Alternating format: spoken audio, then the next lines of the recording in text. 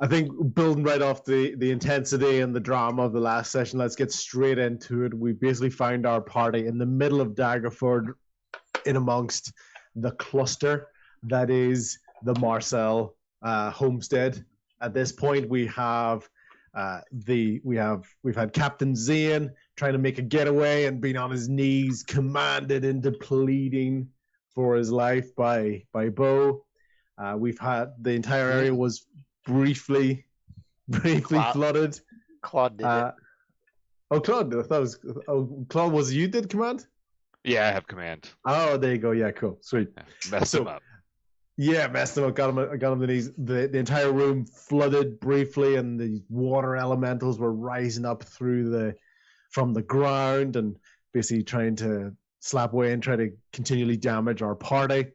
And at that time, as this fighting was ensuing, we've had different wrenches thrown into the works, such as Bo accidentally turning invisible as he exited stage left due to his jealous cursed instrument. And from there, all of a sudden, we've had the air genasi rain. Basically, he was caught inside of a bubble of water, but with her ability to be able to breathe underwater, just felt that as a pressure crushing onto her head, but not actually suffocating. When all of a sudden the water was unnaturally removed from the room, all the elementals worked out, and our party looked out to find the encroaching threat that was this humanoid figure in the streets of Daggerford, as it broke through the front door, and our one of our key villains at the moment, who Rain recognized to be the humanoid form of Casera, strutting right to the front door. And not only that, as this water demigod approached the thing from down the hallway, Claude was made aware of a oath breaker in the form of his own father approaching down the hallway, proclaiming that the only oath that he broke was that he would have and to hold and protect, but now death has due him part. And that is exactly how we find ourselves in the party, basically surrounded by three key individuals as they've all converged on this household. We've got Casera, we've got Nelson Marcel, and we also have Captain Zain at the back of the room, who's basically just been able to eventually just ultimately break out of the command. So he's just got up onto his feet at the moment, looking a little bit worse for wear, took a little bit of damage as he went along. And our party is basically, as it turned out, has been surrounded by these three entities. We're going to basically roll quickly into initiative, even just so we can kind of get that sorted. So if everybody could roll a d20 for me, please. Because, this is not going to stay peaceful for long, put it that way. So basically, 22. Nice. Sorry. Nice. Nat 20, baby. For Claude, not for... Yeah. Yep. I was excited for you. Okay. 13 for Boo. That was Tell. Oh, Tell. I got a 16. Bo got a 16. Boo got a 16. Okay. 18 for Logan. Yep. 11 for Rian. With 11. Yep. And Tommy. 12.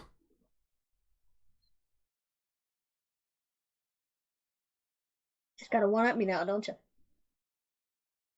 I mean, the dice spoke. Okay, cool. Claude, your focus basically has been completely brought down to the tent as slowly thudding down the hallway. A very, it's a heavy armor. It's a glowing sword coming right towards you. This previously known friendly figure, intelligent figure, honorable man that you would have known of for your entire life is now approaching you. And what do you want to do with your... You can talk. You don't have to go into the fight. It's just more of initiative order. We have it there ready. What do you want to do? Is the party kind of grouped together? Are we surrounded by these? What's kind of the layout of the scene? Imagine that basically with the household, you've got Casera at the front door. You've got Captain Zain at that stairway into the perfectly average basement, as far as you're concerned. Perfectly average size basement and pantry for everybody. And basically if you were walking in the front door, the hallways out to your left, which is where sort of the bedrooms and things are, that's where Nelson Marcel is walking down from that hallway. So he's basically walking down to the base of the stairs where you are at as well. Okay. I am going to start. I think this is 3 targets. Yeah, 3 creatures of your choice. I'm going to start by baning all 3 of them. So they need to make charisma saving throws. And my save DC is 15. I think that's the right. Yeah. So one thing I'm going to tell you is, as you go to do that, tell me which roll is for which person.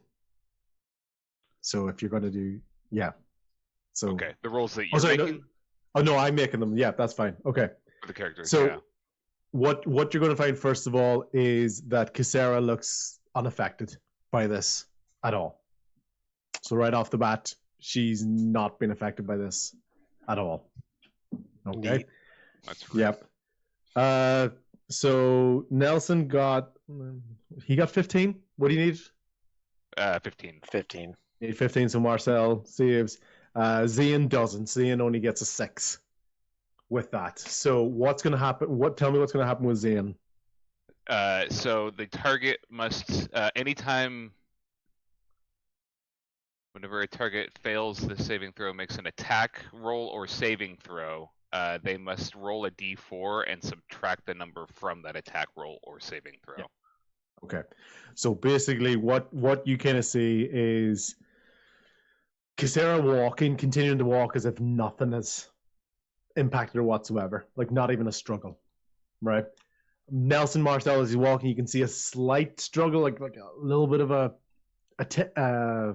tension in his body, but the sheer intensity of his focus and his will is driving him forward, so it doesn't seem to have any impact on him with that.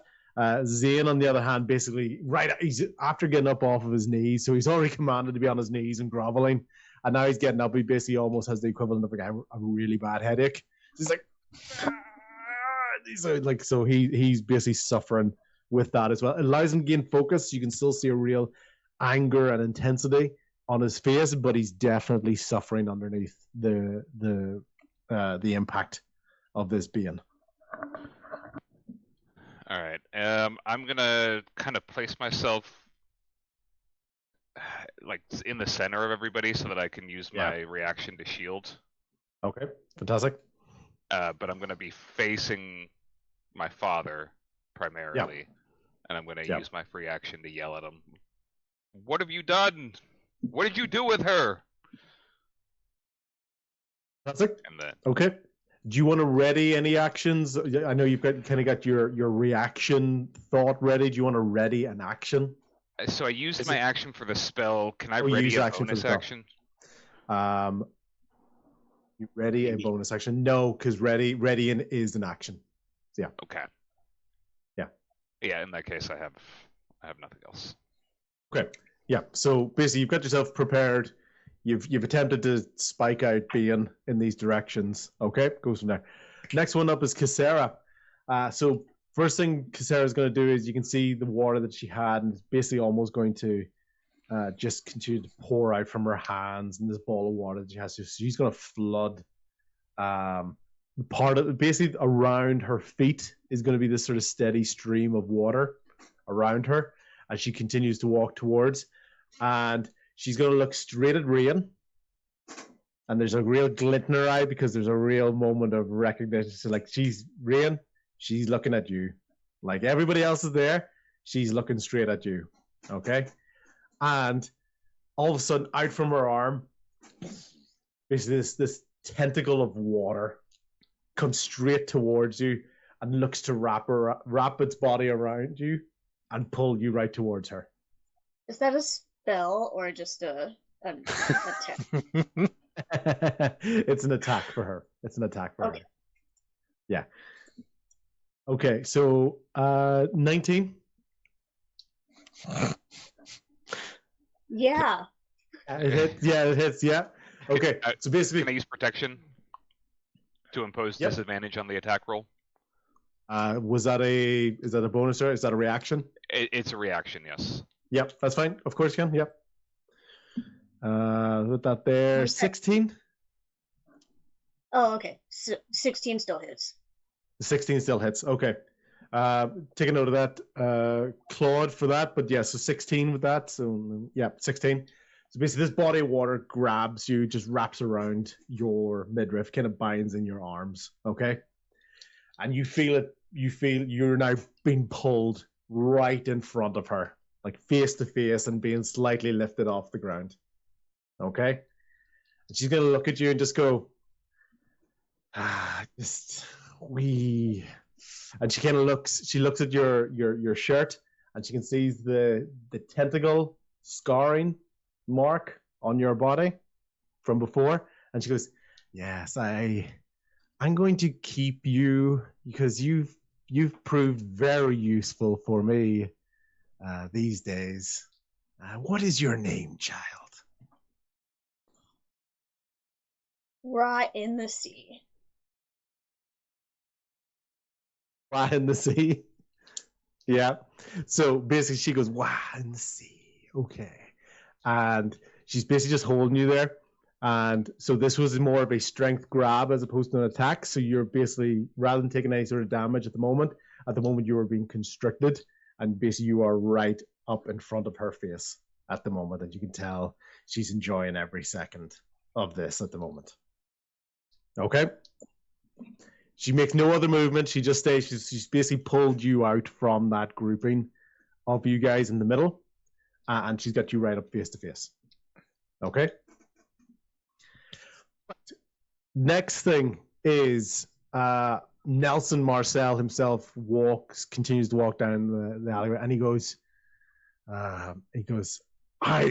at Claude. Claude's asked the question. He goes, I have nothing to explain to you. And at that moment, a ball of fire appears. So he takes a sword and he basically almost lifts an ethereal ball of fire, like a hellfire orb. And he just pings it. He just basically launches it like a grenade right into the middle of everybody that's in there, grouped into the middle. So with that hellfire orb is going to explode right in the middle of the party. Everybody, apart from Rain. Am I able to react while I'm constricted? You can, yeah. Can I counterspell? You can indeed. So basically, right at the point that, by the way, just when you said that, are you actually counterspelling, or are you just asking if you can counterspell? Well, I want it. I don't want that. No, okay. She's like, no, I just want to know if I could. Go ahead and keep doing it. You know what? Throw two. Throw two while you're at it. Yeah. So basically, as this ball of fire is just finding its way, it's lobbed and it's about to land right into the middle of the party, and you kind of looking around, even though you've got Casera right up in front of your face. Right before it hits the ground, it just dissipates. So right before it smacks against the ground, it just evaporates. And you can see Nelson Marcel, he's very, very angry at this, and he's just going to lift his sword, and he's just going to run straight at Claude. But he's not going to be able to do anything. He's just going to try to get right up in front of him, almost kind of like shield to shield, bashing up against each other. So he's done his movement. He's done his action, which was the Hellfire Orb. And now he's right up in front of Claude's face. Once again, he's not even looking at anybody else at the moment. Okay. So take a note of that being your that reaction. That's fine. Logan, what do you want to do? If I remember correctly, this room we're in does have like a staircase going up. It does indeed. It does indeed. I'd like to use. I believe you're at the top of the staircase. I don't think you jumped down, sure right? if we all like reset at the start of the session. Like no, it's fine. It's fine. No, so you're basically still up on those stairs. Yeah. Okay. Well, in that case, I'm just gonna stay put. I would like to cast Hunter's Mark on Casera. Sarah. Okay, fantastic. This will give me an extra D6 of damage. Yep. And keep it simple. Let's just take an arrow right at her, see if we can get her to drop. Rianne.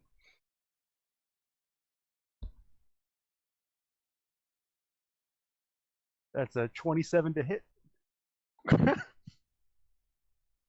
And we really have to look at that +9. That's what I was saying.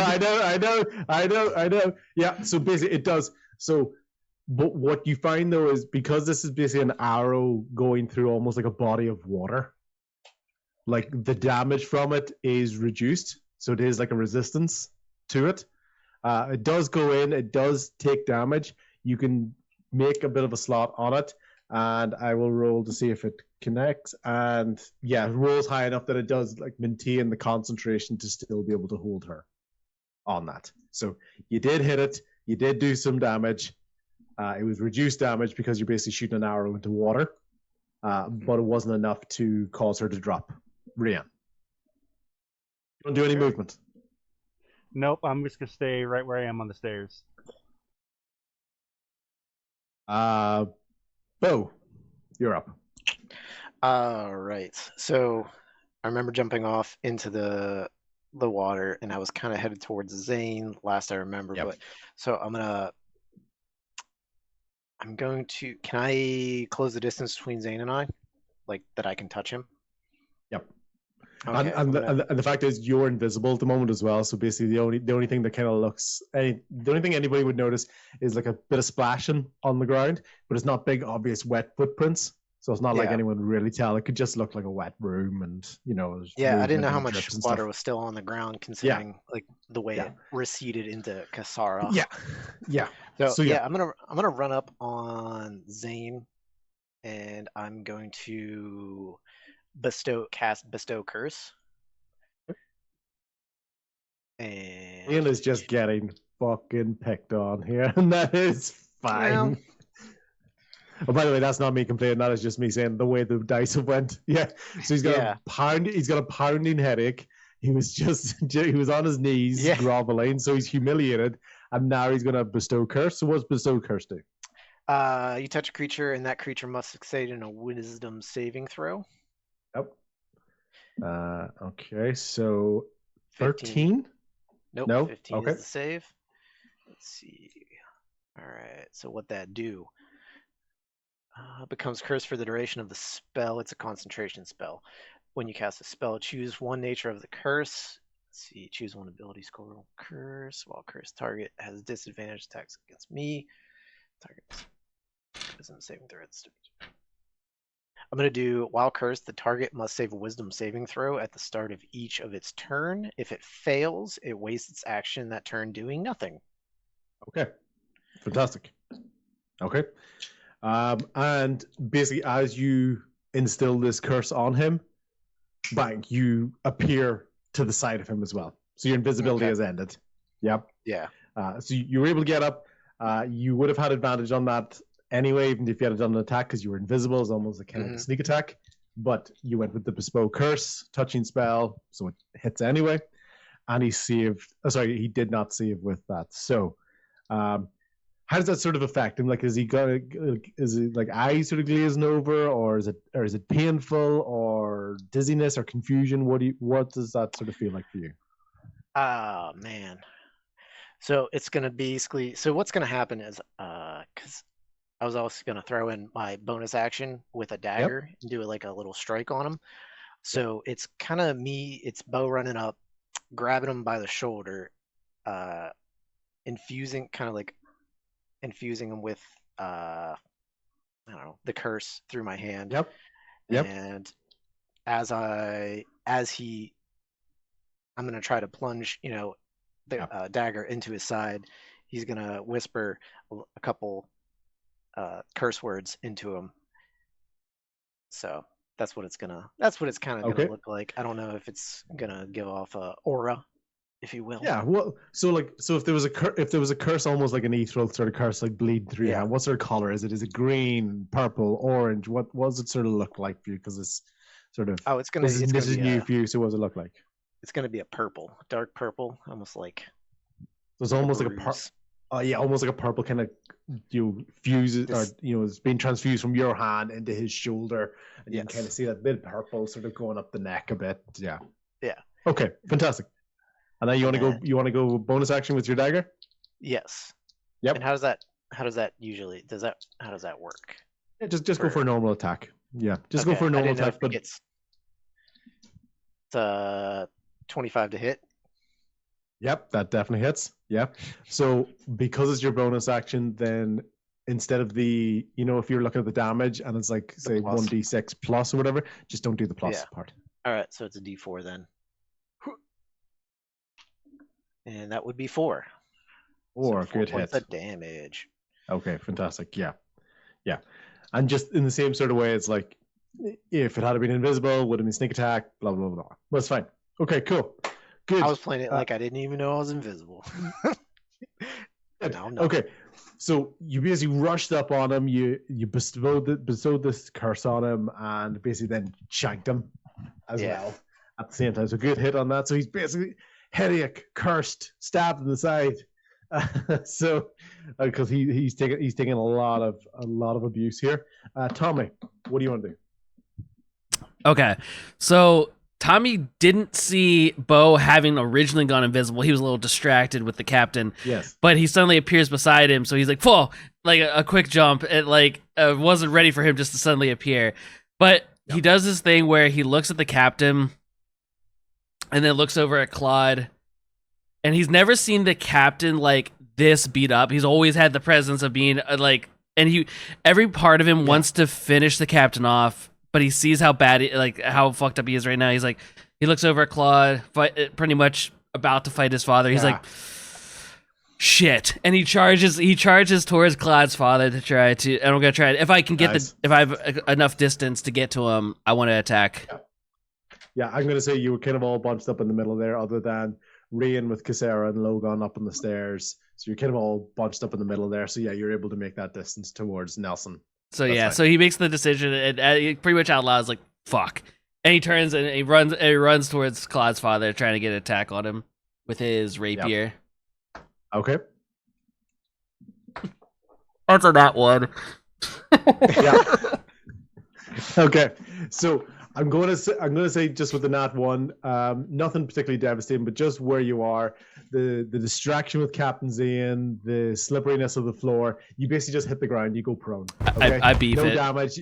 Yeah, you don't land on your sword or whatever. Basically, you just lose your footing between the moment of split decision making between Zain and Nelson and the wet floor. Your feet just give out, so you just basically just land on the land prone. You would need to use, if you want, you can pop up, okay? But it's going to be basically the rest of your movement to stand up this turn.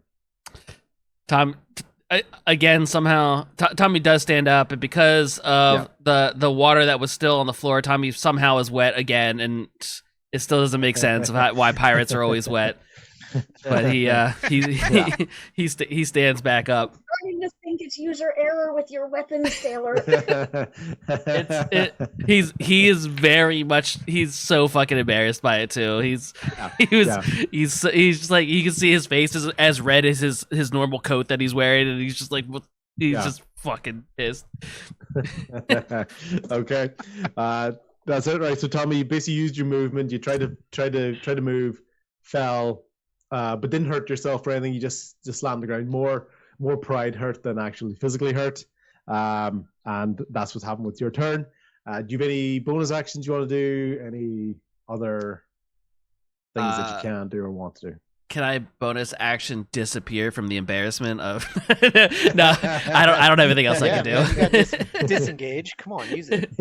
I'm not Disengage engaged the floor. That's as much as close as I got to doing something.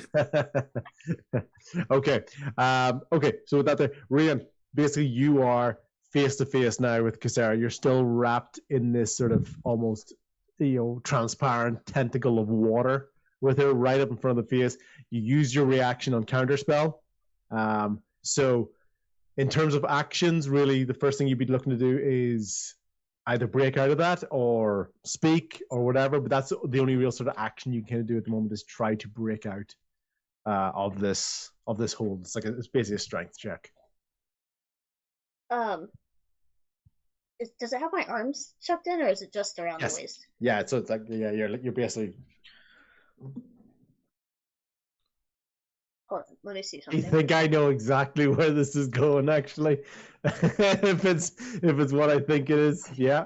Am I able to touch the tentacle? Yes, you can indeed. Yeah, you can move your hands. Over Yeah. there? Okay, I'm going to shocking grasp.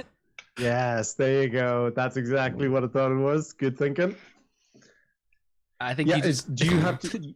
You don't aim for that. You just touch, isn't it? Is that correct? In the way that I'm intending to use it right now, yes. Yeah, that's fine. Okay, that's cool. So what you're going to do is you're going to roll damage on that, and you're going to double that because it's basically a vulnerability. So it's like you're attacking something that's water-based with electricity or / lightning. So yeah. Is lightning strong against water or something? No, sorry. I thought you were a Pokemon guy. 9 times 15. Sure, Claude knows that you can try to put out lightning fires with buckets of water as well. So, in bakeries. Yep. So what damage did you roll, Rian? 18. 18. Okay, perfect. That's with the double, yeah, so just 9 doubled. Yeah, fantastic. Okay. Really good hit. And that does cause her to drop. So it's really effective, and it's the first moment you see a brief shock. It does cause you to be dropped.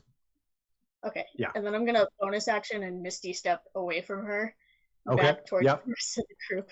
Yeah, fantastic. Nice. So that doesn't cause any opportunity attack because it's a Misty step. And basically, when she sees you Misty step, you can just see the moment she composes herself and she goes, yes, the air genasi with the water. This is what created the imbalance. Your help is what has allowed me to flourish all of these years. So she's really building this idea that you being an air genasi, her being water-based, and this, your story in terms of what you had to do. And at that moment, when she's saying that, your scar is hurting when she says that. So this is really bringing back exactly what had sort of happened. And she's reveling in the idea that she's almost seeing you as a combination, as a team, as something that has made her stronger than before. Man, Jarvis never thought I was this powerful when he was teaching me. And she's basically kind of using that, so you can almost kind of see this moment where she's almost trying to entice you. She goes, yes, but together. Just think together. You were the chosen one.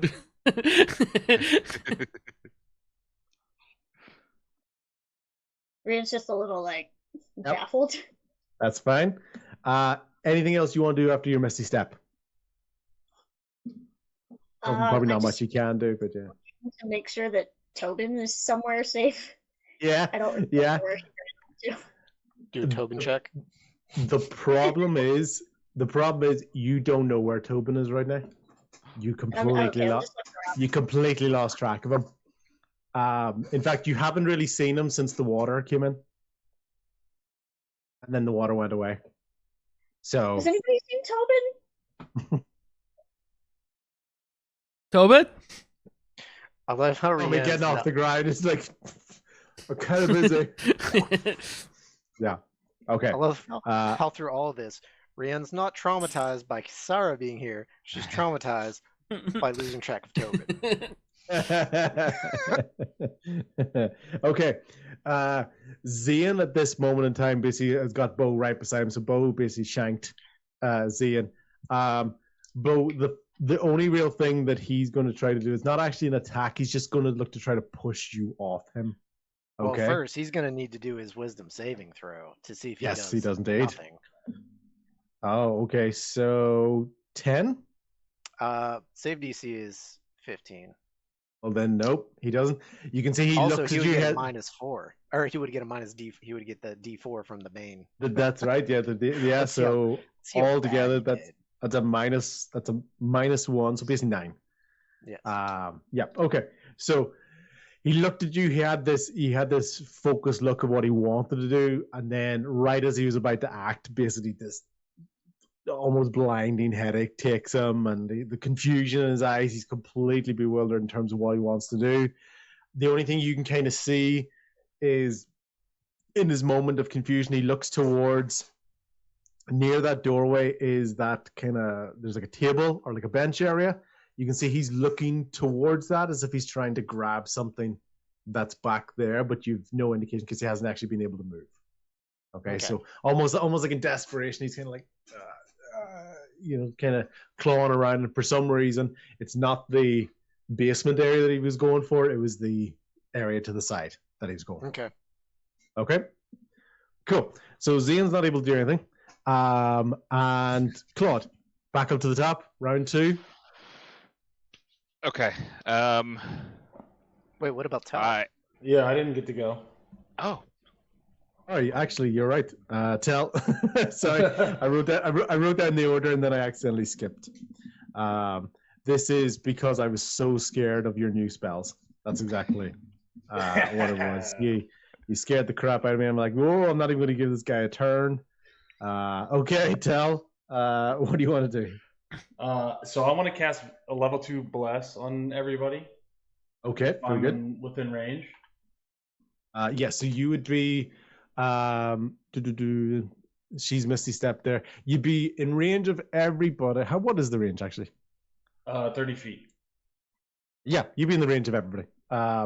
Logan was the only one that was sort of questioned because he was up the stairs, but it's not particularly high. So yeah. Okay. Yeah. So I'm going to cast bless, and whenever a target makes an attack or saving throw before the spell ends, the target can roll a d4 and add the number rolled on the attack roll or saving throw. So gives you guys a better chance to hit. And how long does that last? 1 minute, it says. 1 minute. Okay, perfect. So that's basically 10 rounds of combat if you want to think of it, but in most cases it won't need to last that. So everybody can kind of keep that in mind. You get a chance to add a 1d4. Yeah? Did you say, Tell? Opposite of Bane. Yep. Mm-hmm. Adds a d4. Yeah, the opposite of Bane is correct. Okay, fantastic. Right. Was that an action? That was action, wasn't it? Yeah? Yeah, it was. Okay, And then cool. movement, I want to start moving towards Logon to the staircase. I don't know how far away I am from that. Yeah, that's fine. You're maybe 10, 15 to the bottom of the stairs, maybe another 15 feet to the top of the stairs. If you could, you can make it basically to the top of the stairs. Okay, yeah, I would like to get up there. Okay, cool. So action with bless, movement. Any bonus actions for yourself? No, I'm good. Cool. And then just keep track of your spell slots as well, please. Gotcha. As well. Fantastic. Okay. All right, good round. Cool. Claude, your go now. You were about to act, but then you basically saw Tell just rush in and do a bunch of stuff, which caught you by surprise, caused you to delay your actions just for a split second. Now, what do you want to do? Okay. Somebody got hunters marked. Was it Nelson or was it Zain? It was I thought it Casera. was Casara. It was Casera. That's what it was. Okay, sorry. Don't want to double up here.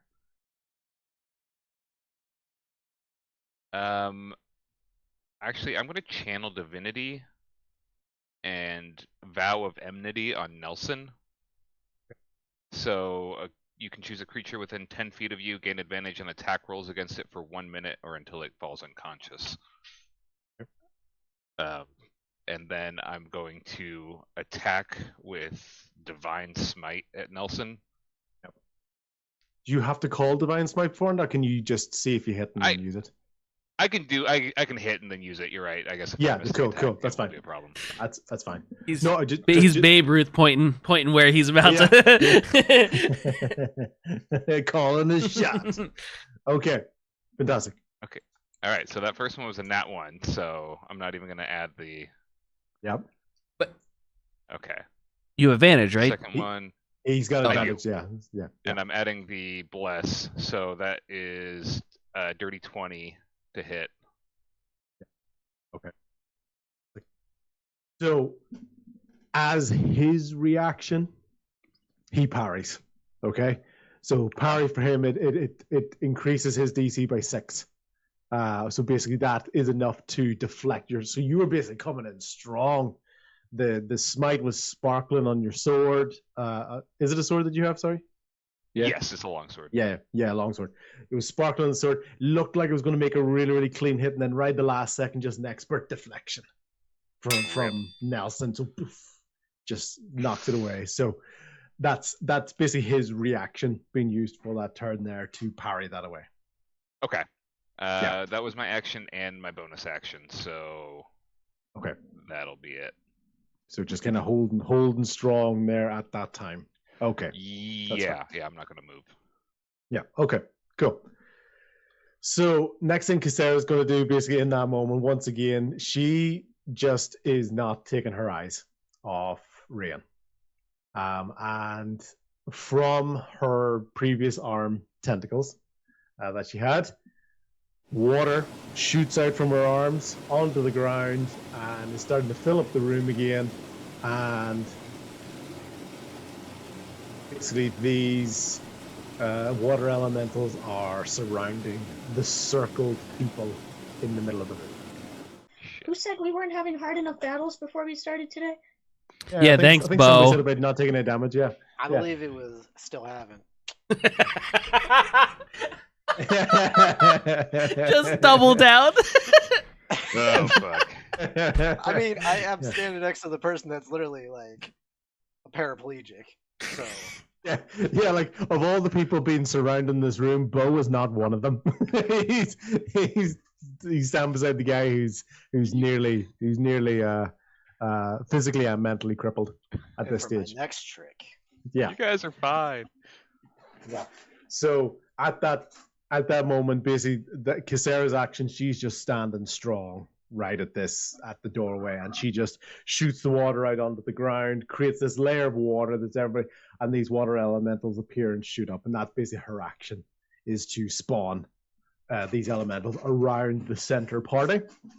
So you've got Logan and Taylor still upstairs. The water is very much, it's basically Tommy, Claude, and Rain are the ones kind of being surrounded by this water, by these water elementals. Okay. And then with that, Marcel's turn. And just see, so he parries. So he's basically quite confident now. Claude, he's parried yours easily. He goes, the Temple of the Helm, did they teach you these basic techniques? I knew Niall was no good of a mentor or a teacher for you all these years. Is that all that you come up with? You were supposed to take over this business. You and I were supposed to lead this to the very top of Daggerford. No councils, no sheath, no belt, none of this. Just the Marcels where they are supposed to be. And with that, they're basically in the moment deflecting your strike and then just coming down straight towards yourself. And he's going to hit with 16. Nope. Armor class is 18. That's like, how do you block it? Or does he miss? Or why does he not hit you? I'm basically going to parry it the same way that he parried me. Yeah. Just going to flip it back on him. So his parry with the sort of the reaction on it was like almost kind of like stylish and almost made it look easy. Your block is more like a desperation last second sort of stopping of that. Okay? And with that there, he's just leaning on you with the sword and sword against each other, just leaning down.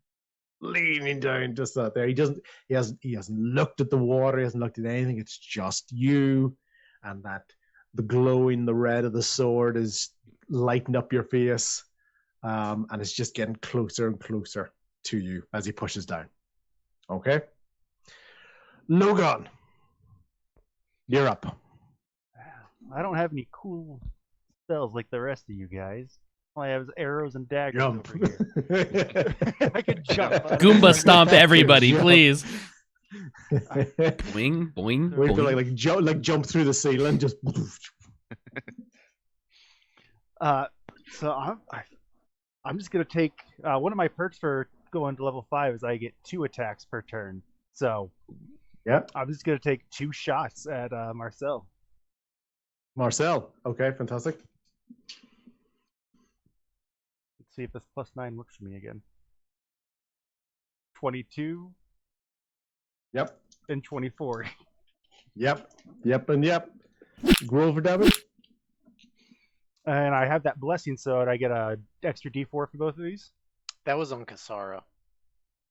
Your No, hunter's the- mark? Oh no, no, I'm the sorry. Yeah, blessing. you're talking about Oh, bless. Yeah, bless. That was- Does bless work on damage, or is it only on attack? Attack I rolls, believe I think. attacks and saves. Attack rolls. Okay, so it makes you more likely to hit. It doesn't hit harder. Well, first one for damage is a 12, Yep. and second one's a 6. So 18 total. Fine. So where's it hitting, Nelson? So basically, you've kind of seen Nelson Marcel. He's busy dueling with Claude at the moment, probably side on from you, and you can see the increasing power and the weight as he's almost sort of forcing down Claude sword to sword. So where are you hitting him? I'm just going 2 arrows right to the side of his chest, hopefully piercing his armor. Okay, fantastic. So yeah, it does good damage. Basically, what you've been able to do from that side on is kind of hit that part of the armor almost where the shoulder meets the sort of the armpit. So there's a little bit of a gap there. So you've been able to plunge the arrow straight into that part there, and that is enough to kind of cause him to reel back a little bit. But there's no big pain, there's no big scream from that. It's more like like an angry, damn, that hurt sort of I'm feeling. annoying. Yeah, as he sort of is not able to push back, not able to push down as much on Claude. So basically, that sort of kind of almost separates swords for a second as there's kind of forced back a little bit. Cool. Any movement? Any bonus actions? Any? I'm not going down there with all those water elementals. No, I'm fine. Like a team. Yeah. Okay, fantastic. Okay, so that is your go, Logan. You're happy enough with that? I'm happy with that. Okay, Bo, you are now stand beside a desperately in pain and afflicted individual. What do you want to do? I'm gonna try to, since he seems very I don't know, not fully incapacitated because he's cursed and blood. I'm gonna try to hopefully sleight of hand, but I was gonna try to take the pistol away from him, kind of like get that off of him. Perfect. Yeah, I'm fine. Since I'm in a very close range with the the dagger and pretty much up on him.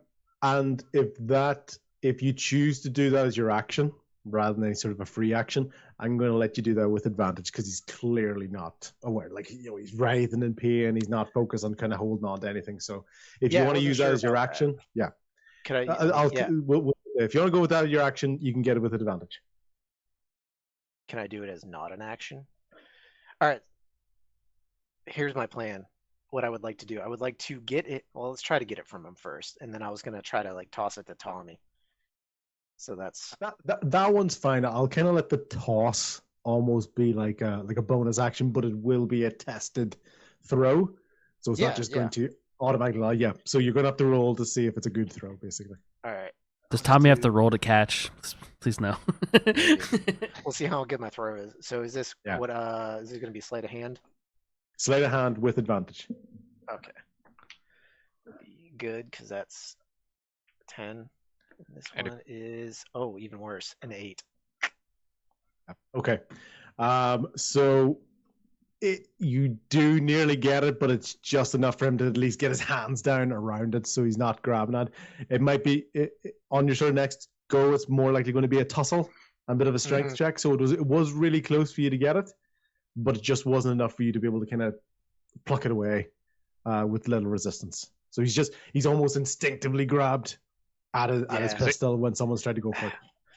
Did Zain have to make a saving throw? No, this was Against my that? action. Okay, I just make sure it wasn't like a.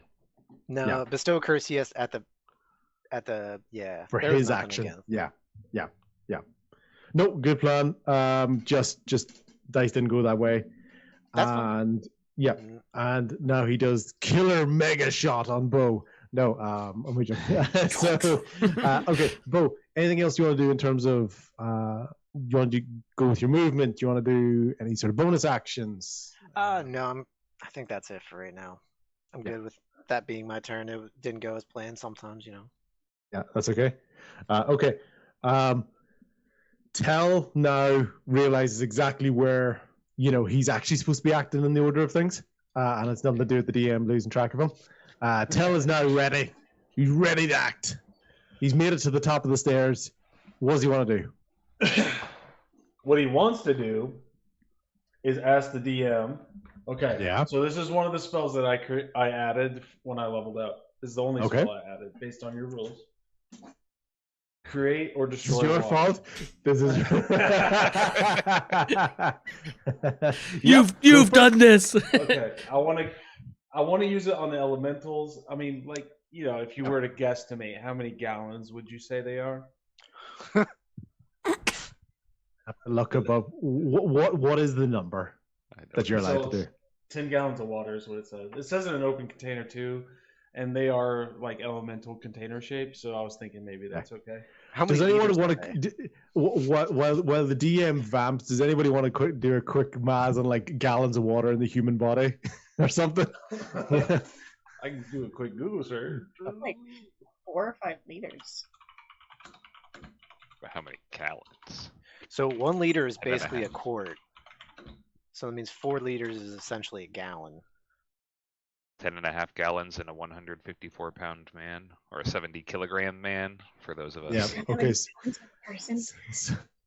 Gallons was that? Sorry. Did you say sorry? 10.5. 10.5. And how many are you allowed? 100. 10 gallons. Oh, 10. Okay. Tens of hundreds. No, yeah, but no, I would say it's going to take out 1. It's going to take out 1. Yeah.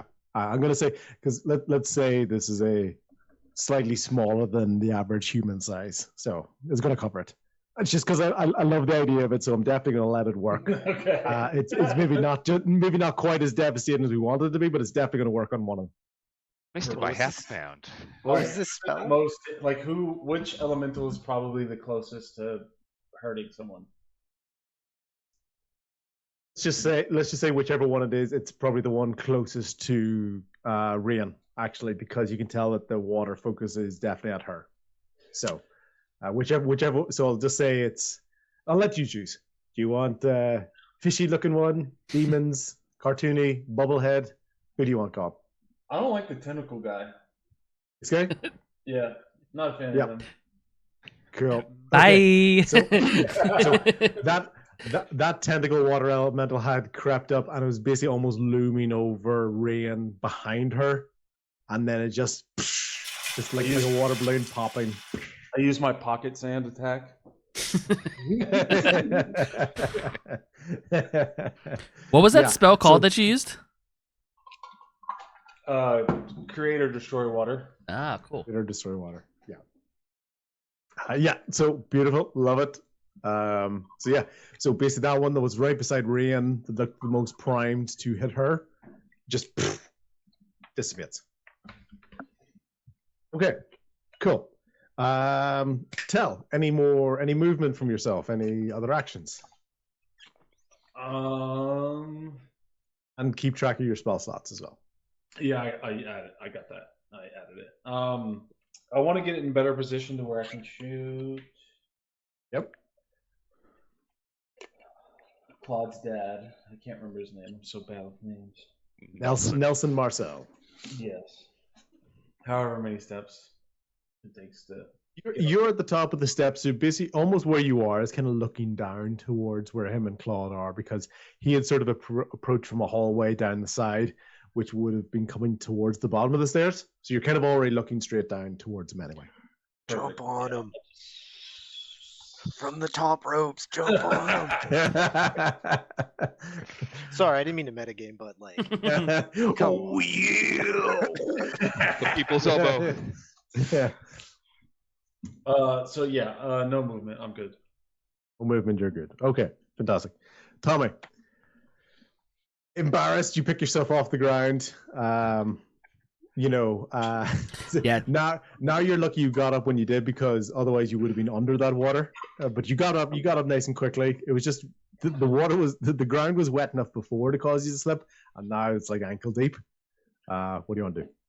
So Tommy just did that to improve the character arc of his story, epic fail, so that this time when I actually go for the attack, I'm gonna try to hit his father again with my rapier. Yeah, perfect. So I'm gonna close the distance and then attack. Go for an attack roll. Let's see.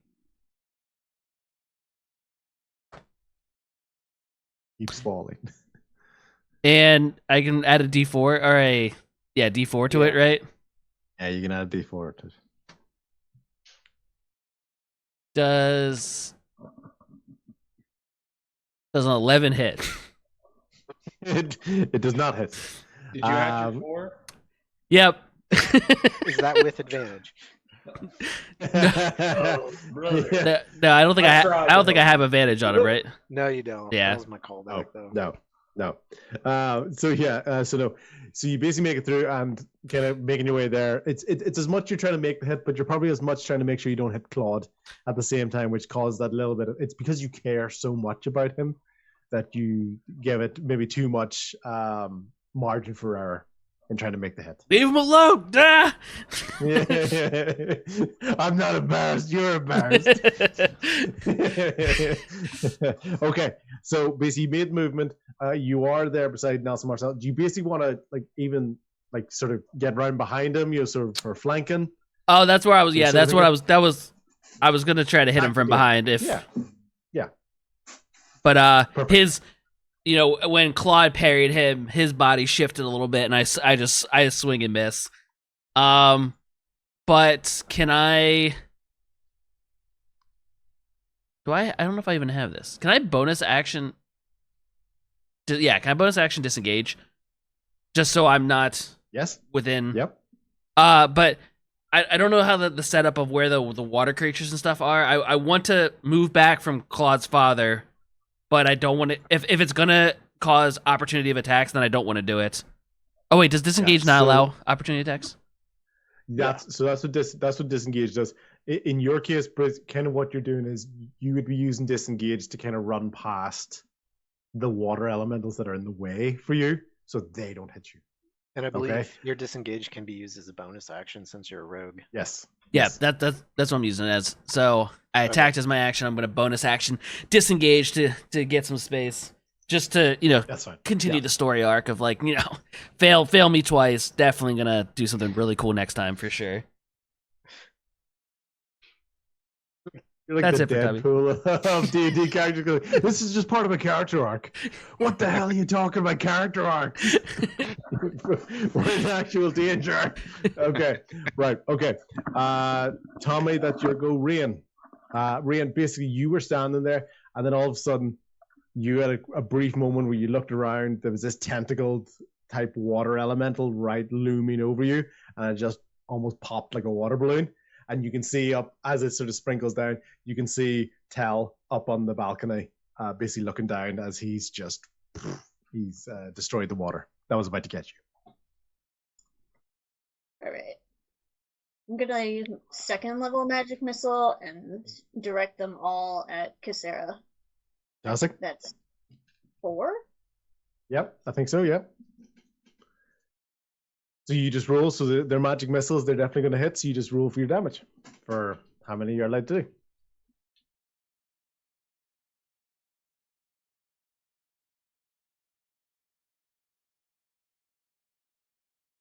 3, 3, 2, 2. Yep. Yeah.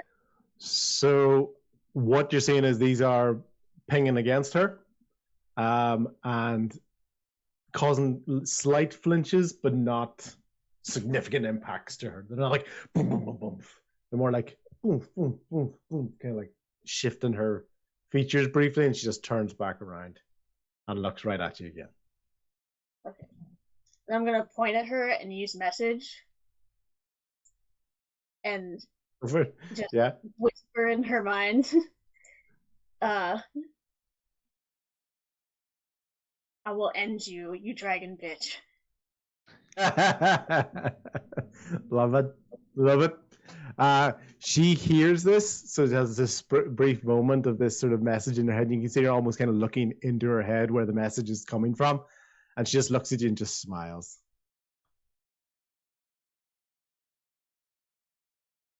So, yeah. So, cool. Okay. So, you will end her, this dragon bitch. Love it. Okay, fantastic. At that point, is there anything else you want to do? Bonus actions. You're kind of. Do you want to do any movement? Do you want to move from where you are? Won't have any opportunity to text the one. See if the height can let me see if I catch any glimpse of Tobin. Okay, that's fine. Yeah, so basically you're going to be able to move around to the stairs. There's no water elementals between you and the stairs. You're going to get about halfway up the stairs. So Tel's going to be at the top of the stairs. Logon's over in the balcony. You're about midway in the stairs. At the moment, you don't kind of see or hear anything. Especially probably in amongst more of the chaos. You know, it's not like there's a loud sound of any sort pointing you in that direction. So with that there, basically we've got 4 water elementals. And so we've got Rain on the stairs, Bo's over towards Zain, and Tel's on the stairs, and Logon's up in the balcony, and Tommy and Claude are all there. So basically all 4 of these are going to go towards basically the back of Claude. So all 4 of these are, because Claude is now the closest to that at the bottom of the stairs. So they're basically all going to surround that. And because they are flanking him with Nelson, basically all of their attacks are at advantage. Bro. Against Claude. What? So yeah, so this whole teamwork thing, they all just bolted on you. It's just like, you're the tank, you're the front line. We joke about it. Yeah, but it really did happen. It did happen. Did we use flanking against on Tommy's attack? I don't think we did. No. Now that I think about Tommy, it. He never Tommy got it wouldn't. back on. Yeah. Sorry. Sorry, you're on mute, Storm. Yeah. Would I have had advantage if I was when I was attacking his father from behind? You probably should have. All right, I know better for next time. Yeah. Yeah. You were too embarrassed. Yeah. Okay. So rolling these. Okay, so we got a 17, 2 18s, and a 23, Claude. 17, 18, both miss. Yep. So 17, 18, 18, and 23. So 23 is hits. 23 hits. Okay. Right. Baby boy. 23 for basically all of this water is kind of sloshing down and trying to wrap around you and distract you, and it's all been sort of brushed away, and it's all very, very chaotic. And basically you do get the equivalent of almost one smack at the back of the head. Bang. Just with a big, kind of like turning into a wave right as it's breaking, but right onto your head for 6 points of damage. 6. All right. Yeah. Okay. Got it. Right, so that's that. And then Zain, Bo is still right there beside Zain. Zain has to roll for wisdom. Only got an 8, so nothing for him again. He is writhing in pain. The frustration's growing. He's in a lot of pain. Things like Bane and stuff, do they last a certain number of time? Are they like a minute as well? I don't know about Bane, but Bane is a minute. It's also concentration. So what do I need to roll to maintain after those attacks? Wouldn't worry about that because for me, you'd be doing concentration after you get. Oh yeah, you didn't know you did get hit. Okay. 4 times. Once. Yeah, you got hit once. Okay. So just give me a d20. You basically gotta beat a 10 to maintain concentration on that. 13. Yeah, so you maintain concentration on that. So Bane is still basically feeling this headache. And the curse is Yeah. the curse is up to a minute, so Yeah. I'm keeping track of the turns too. No, appreciate that. It takes a very long battle to go 10 rounds, so which is fine.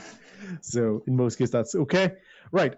So Zain he once again failed his wisdom, so he gets no action whatsoever.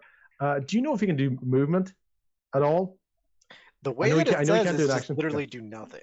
Hold on, I'll read the. Yeah. It does sound very strong, doesn't it?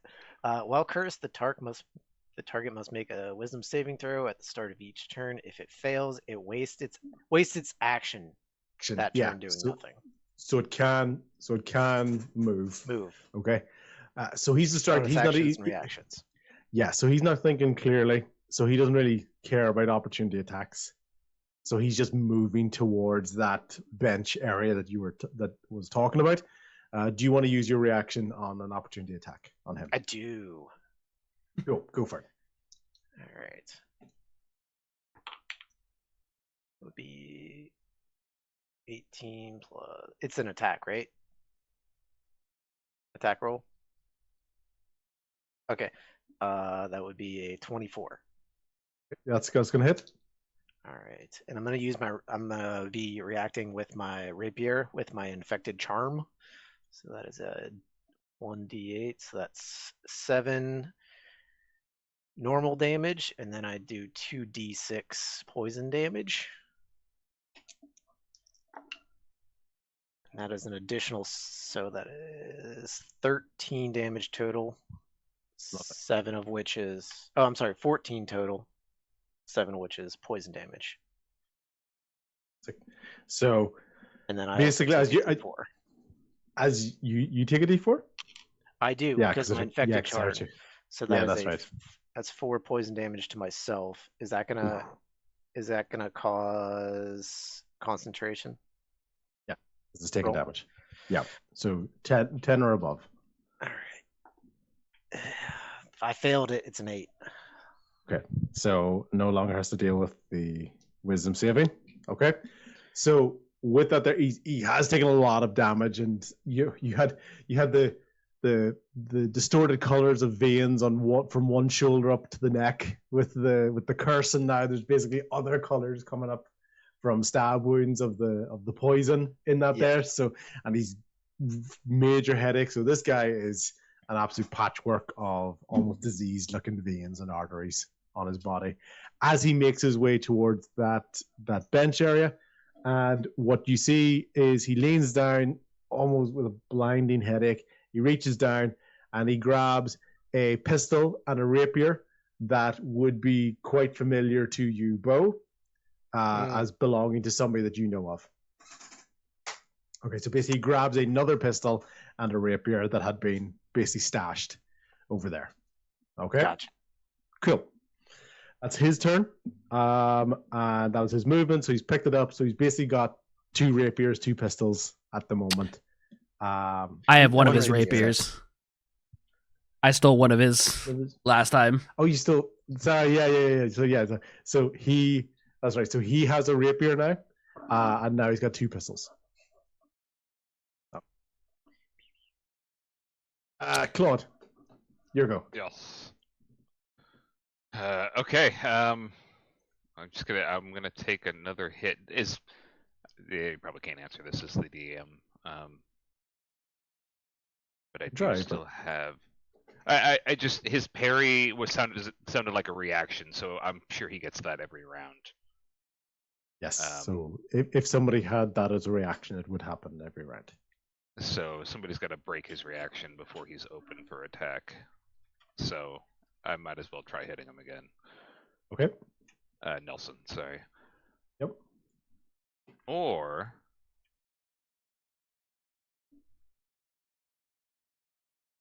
we do this instead. I'll Eldritch Blast him Okay. So Claude holds out his hand, and kind of a black lightning shoots out. And Yep. let's see.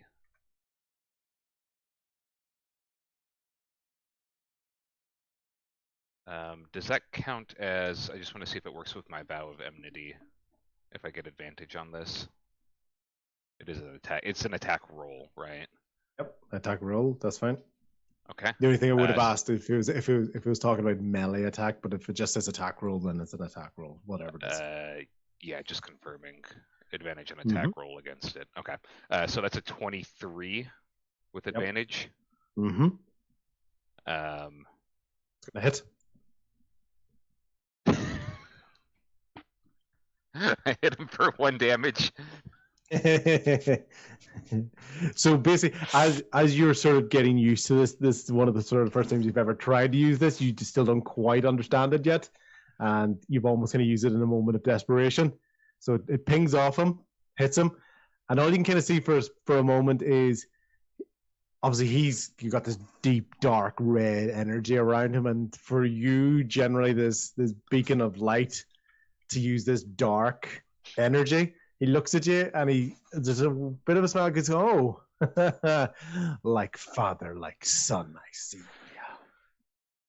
Seems I'm not the only oath breaker in the family. Yeah. So you've shown that, and basically pinged him for 1 point of damage. Okay. You still have, if you want to do any movement, that's fine.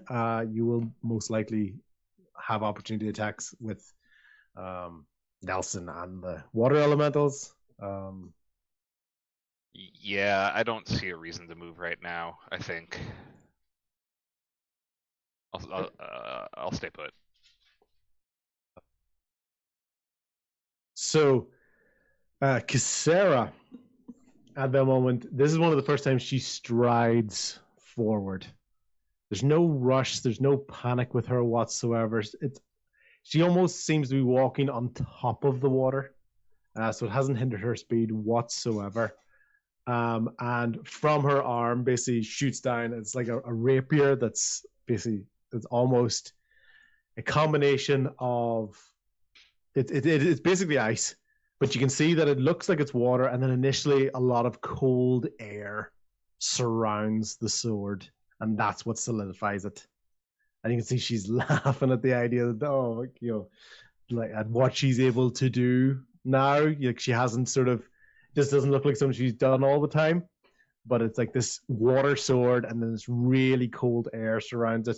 It becomes like this ice rapier, and she is just striding very direct straight towards Rain. And Rain, she's not going to be able to get to you yet. You've still got a little bit of distance because you're on the stairs, but you can see if anything got in her way, she's just going to hit it because she's just so focused. It's right on, looking towards you. So her movement basically brings her towards the bottom of the stairs, and you're about halfway up the stairs. She has no other actions at the moment. That she's used her movement. She summoned this weapon. And basically she is converging on your position. I'm going to cast Shield as a reaction. Nothing's happened yet for you to cast. I mean, like, I'm yeah. So so I don't want to waste your shield, the spell slot. So she hasn't actually attacked you yet. She's just so confident stride, walking on top of the water, going straight towards you. It feels like an attack. It's an attack on my sanity. Okay, so she's basically with that. Now we're down. Now we're back to Marcel, Nelson Marcel. Nelson at that point still seems quite focused on Claude, but takes a brief moment to recognize the water elementals in front of him. And instead is basically going to take an almost overhead back swing towards Tommy, just to try to create a bit of distance with that and try to remove this flanking position that he has. I Okay. disengaged at the end of my last turn. Am I far enough away from his attack, or does he have to make a movement to me? Disengage is more like a step. Oh, Like, okay. It's All right, more gotcha. like, yeah. It's not like a big amount of distance, so basically he'd still be able to kind of reach you, as far as my understanding of that would be. Okay. So he's going to do that. I'm going to 15. use protection. Yep. Let's to see if you impose need to. disadvantage. Oh, to impose it's- disadvantage. Okay, yeah, that's fine. Yeah, impose. Okay, that's your reaction. That's my reaction. Disadvantage. So instead of a 15, that was a 19. So does 15 hit? Yeah, 15 hits. 15 hits. Okay, 15 hits, and basically it's a slash. So it's round the top of the head, back down, backhanded, trying to basically go towards your sort of hips, for 8 points of damage. I'm going to use my reaction, uncanny dodge, and half it to 4. Fantastic. Yep.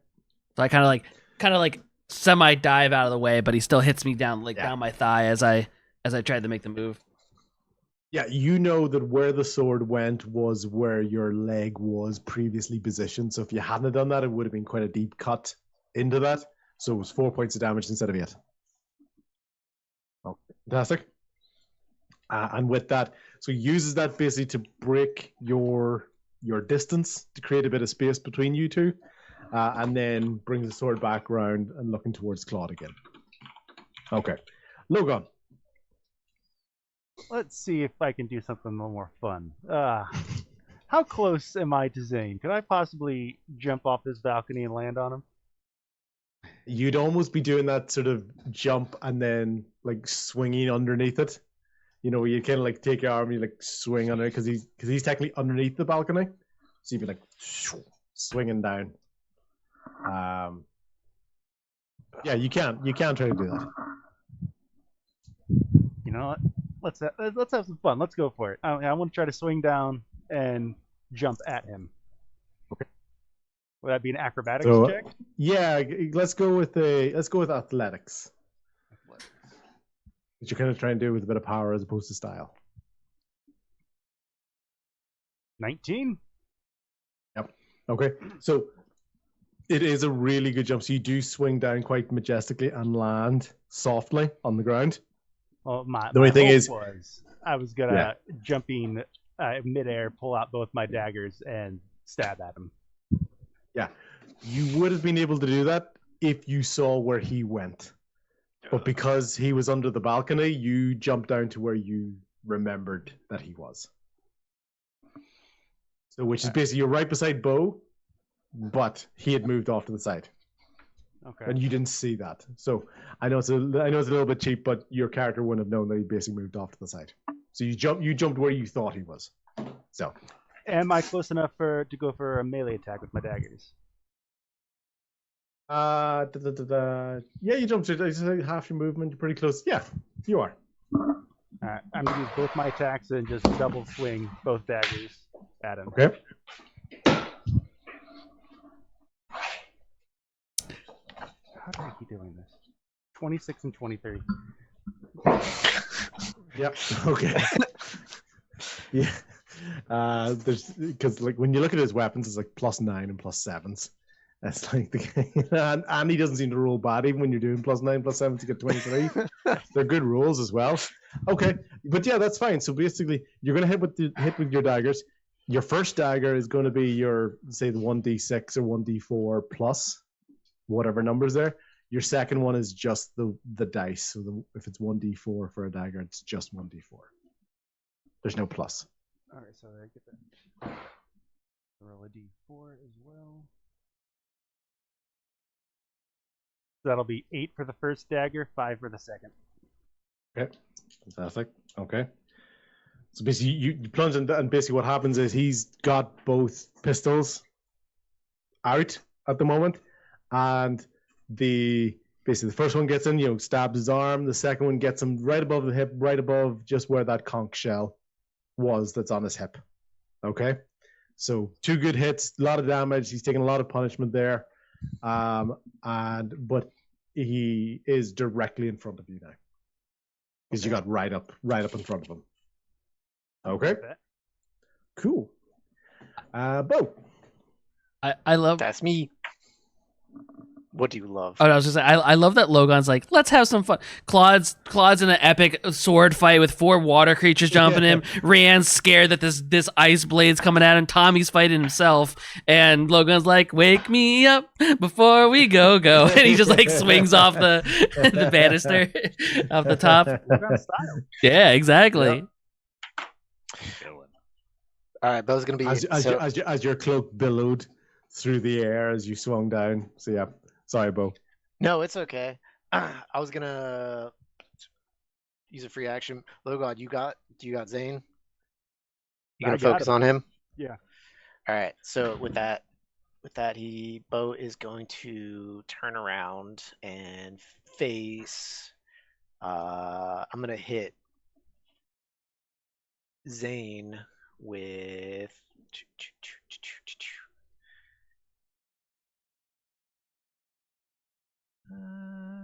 What was I gonna do? Hideous laughter. Yep. So Hitting creature of my Zain, choice. Zain Not Zain. Sorry. Yeah. Yeah. Thank you, Nelson. I'm gonna hit Cool. Nelson. Turn around and face Nelson. Hit him with hideous laughter. Choice of hilariously.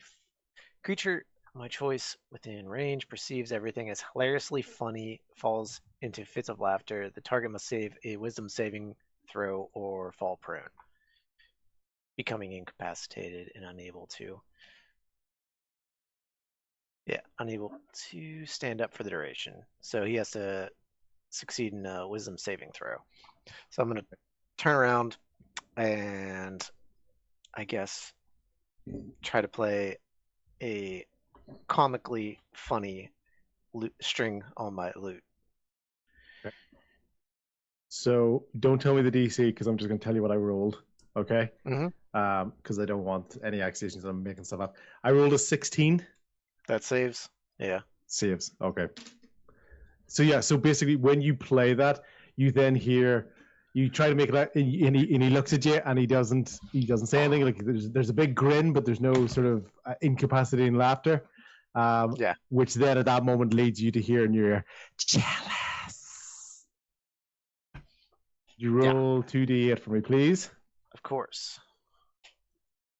There it is. That would be 14. Yeah, 6 14. and an 8. Right. Okay. All you hear at that moment in time is right, and what you notice at that time is you've basically taunted every monster, creature, or enemy in the room. Oh, great! Cool. Yeah. All of them, even Casera, Nelson Marcel, all of the water elementals, Zain, all turn around and are all looking straight at you. Lovely. Lovely. All right. Now that my awesome ballad has gone off, I'm gonna additionally give Claude use my bonus action as bardic inspiration to Claude. Now's your chance to take him out. So you have inspiration. Got it. It's a D8, fantastic. by the way. Now it's a D8. D8 since I've leveled up. Yeah. Okay, fantastic. Bo, is there any movement you want to do? Well, I mean, I'm underneath the balcony, and You can feel all the eyes on you. There's 4 water elementals. Nelson Marcel's deep stare. Casera's wicked smile is even, for the first time, looked in your direction. It's Rain. It's the first time she's not basically maintained eye contact with you the whole time. And Zain is also looking at you because he's actually looking past Logan. He's like, Logan's right there, and yet he's still looking over his shoulder at you. I'm really glad I did Bo's that. gonna not feel the glare from Zain, but recognize that everybody, even the water elementals who don't have eyes, are just staring at him. And I'm gonna, he's gonna slowly take his steps back until he bumps into Logan. And that's gonna be it. Cool. Right. Tell. You are at the top of the stairs. You can look down. You've seen Casera making her way towards Nelson's at the bottom of the stairs, the 4 water elementals, and in a moment they almost just pivot on a dime, and they're looking towards something or someone underneath the balcony. You do have a feeling it's Bo because you've heard this "look at me" taunt. Okay. So, question: can I cast a spell and attack in the same turn? Only if that spell is a bonus action. Okay, gotcha. It's kind of a warlock. It's kind of a warlock thing where you can only sometimes where you can do like a cantrip on a spell in the same. Gotcha.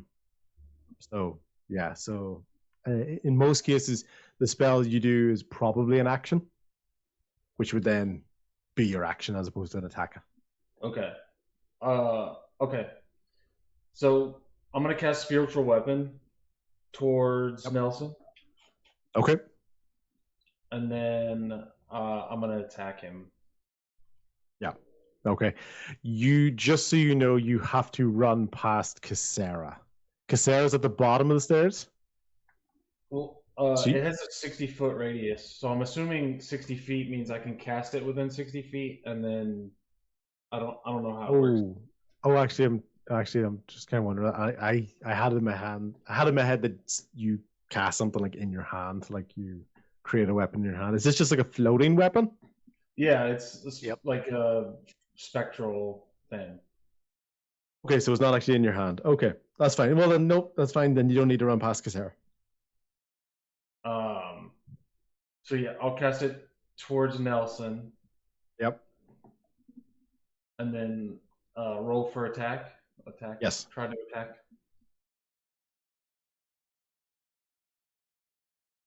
$11.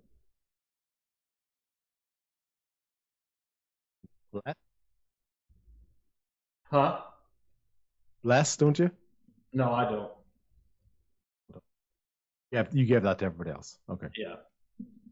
The spiritual weapon is a melee attack, right? Yep. Yes, I Yeah, wrote that as it melee. is. Yeah. Flanking on Nelson?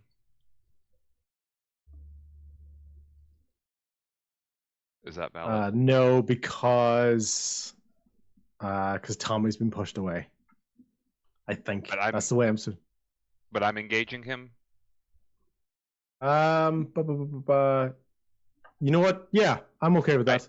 I'm okay with that because you are taking his attention. Yeah, that's fine. It's not necessarily the automatic like has to be exactly like a straight line, perfect. So it's just more about his attention's being taken. Yeah, that's fine.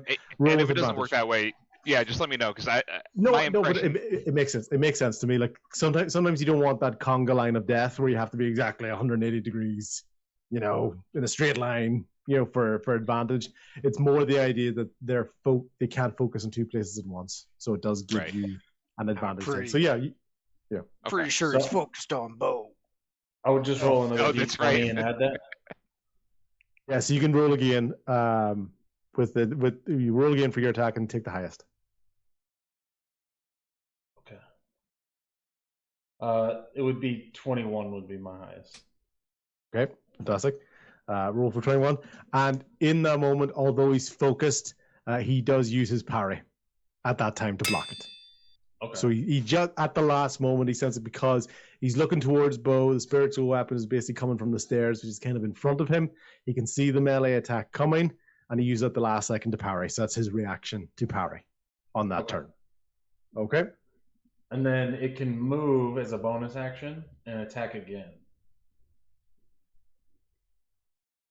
Move. It can move and attack again? So, hold on, let me read it.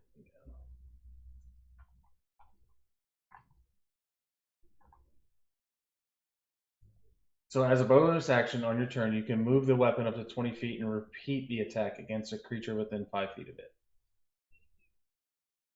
Okay. You used your bonus action to cast it. The casting was a bonus action. So, and then you cast it, then attack, and then that's it. Yeah, I think it's your subsequent turns. Yeah, on your next turn, because you don't need to Okay. cast it on your next turn. You can use your Okay. bonus action. Yeah, so it's still there. Okay. But so it's basically, instead of using your bonus action next time to make it appear, you can use your bonus action to make it move and attack. Okay. That makes sense. Okay. You control it with your bonus action. Okay. Yeah. Got it. All right. Cool. Thank you for that, Bo. Yes. Okay. Cool. Tell, do you want to do any movement? You're at the top of the stairs. Do you want to make any movement? Let me move towards Casera. Oh, Okay. spiritual weapon's not a concentration. I made sure to check that too, just in case. Thank you for that. How close do you want to get to Casera? Just to the top of the stairs, where Kiss her. kind of towards, where like behind so Rian, but enough room to where she can go up. Cool. So imagine you're at the top of the stairs. Rian's halfway down the stairs, and Casera's right at the base of the stairs. Okay. Where do you want to go? I'll get to the top of the stairs, ready for them to come up. So that's where you already are. Yeah. Oh. You're at the top of the stairs. Rian's halfway down. Okay. And I'll just Casera's stay at the there. bottom. Okay. Just stay there. Okay. But yeah. Okay. I'll stay there. Sweet. Okay. Tell me. You use your uncanny dodge to get out of the way of that sword attack. It would have been quite a deep cut, but it's basically just more of a slice.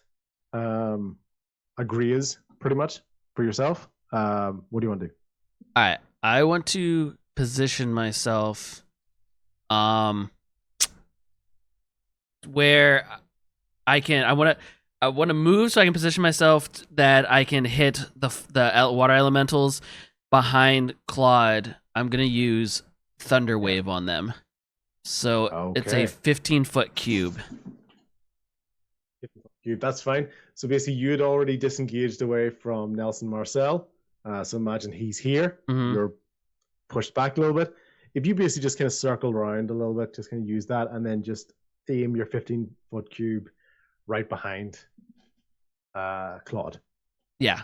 Okay. So Tommy just had he messed up. He's like very frustrated that he can't do what he wants. So he has this thing that he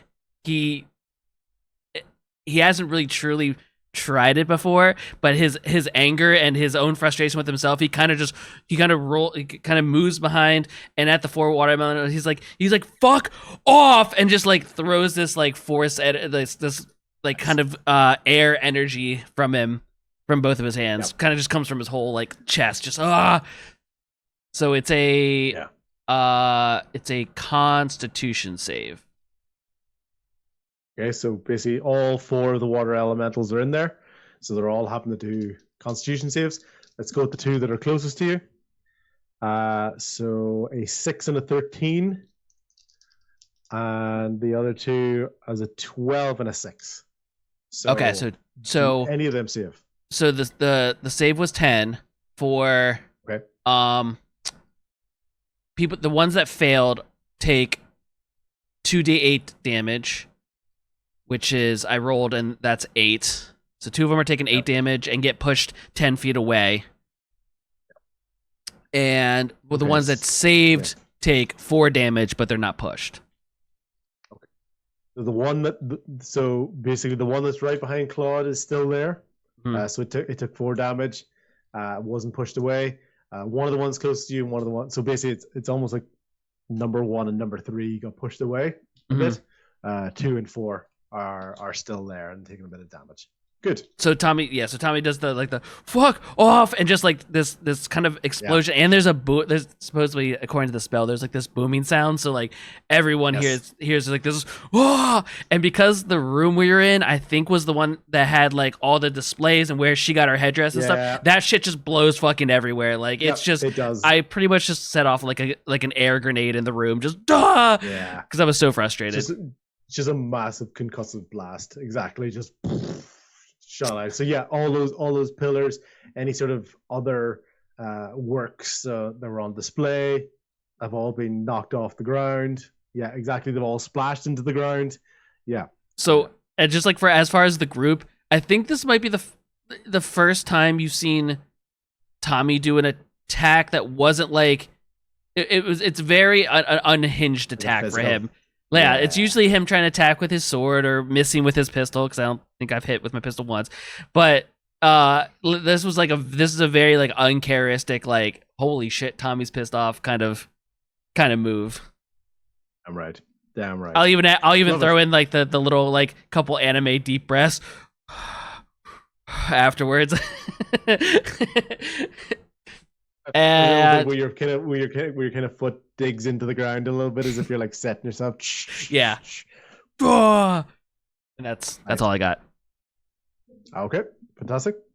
Right, cool. Rian, at the stairs, Casera was staring you down, and she's taking her focus off you for a split second. Still no sign of Tobin, and you know that Tell is at the top of the stairs. Rian's feeding off of Tommy's energy, that anger, and cast magic missile level 3. That's gonna be 5 missiles. Get it. 3rd level spells already. That's awesome. Yes. Oh, go for it. Yep.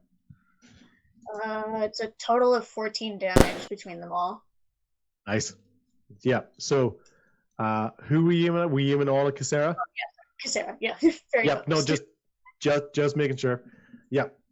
Basically, same thing. She's got that focus on it, so basically it's almost kind of hitting her in the side of the face. So it's like more of a, and there's like a little side eye towards you for a split second, but then back towards looking at Bo. Cool. Okay. Now, I'm gonna use 2 sorcery points to cast magic missile again, but only at level 2. Okay. Yep. That's quickening, isn't it? Quicken spell, I think it is. Yeah. Well, excellent. Go for it.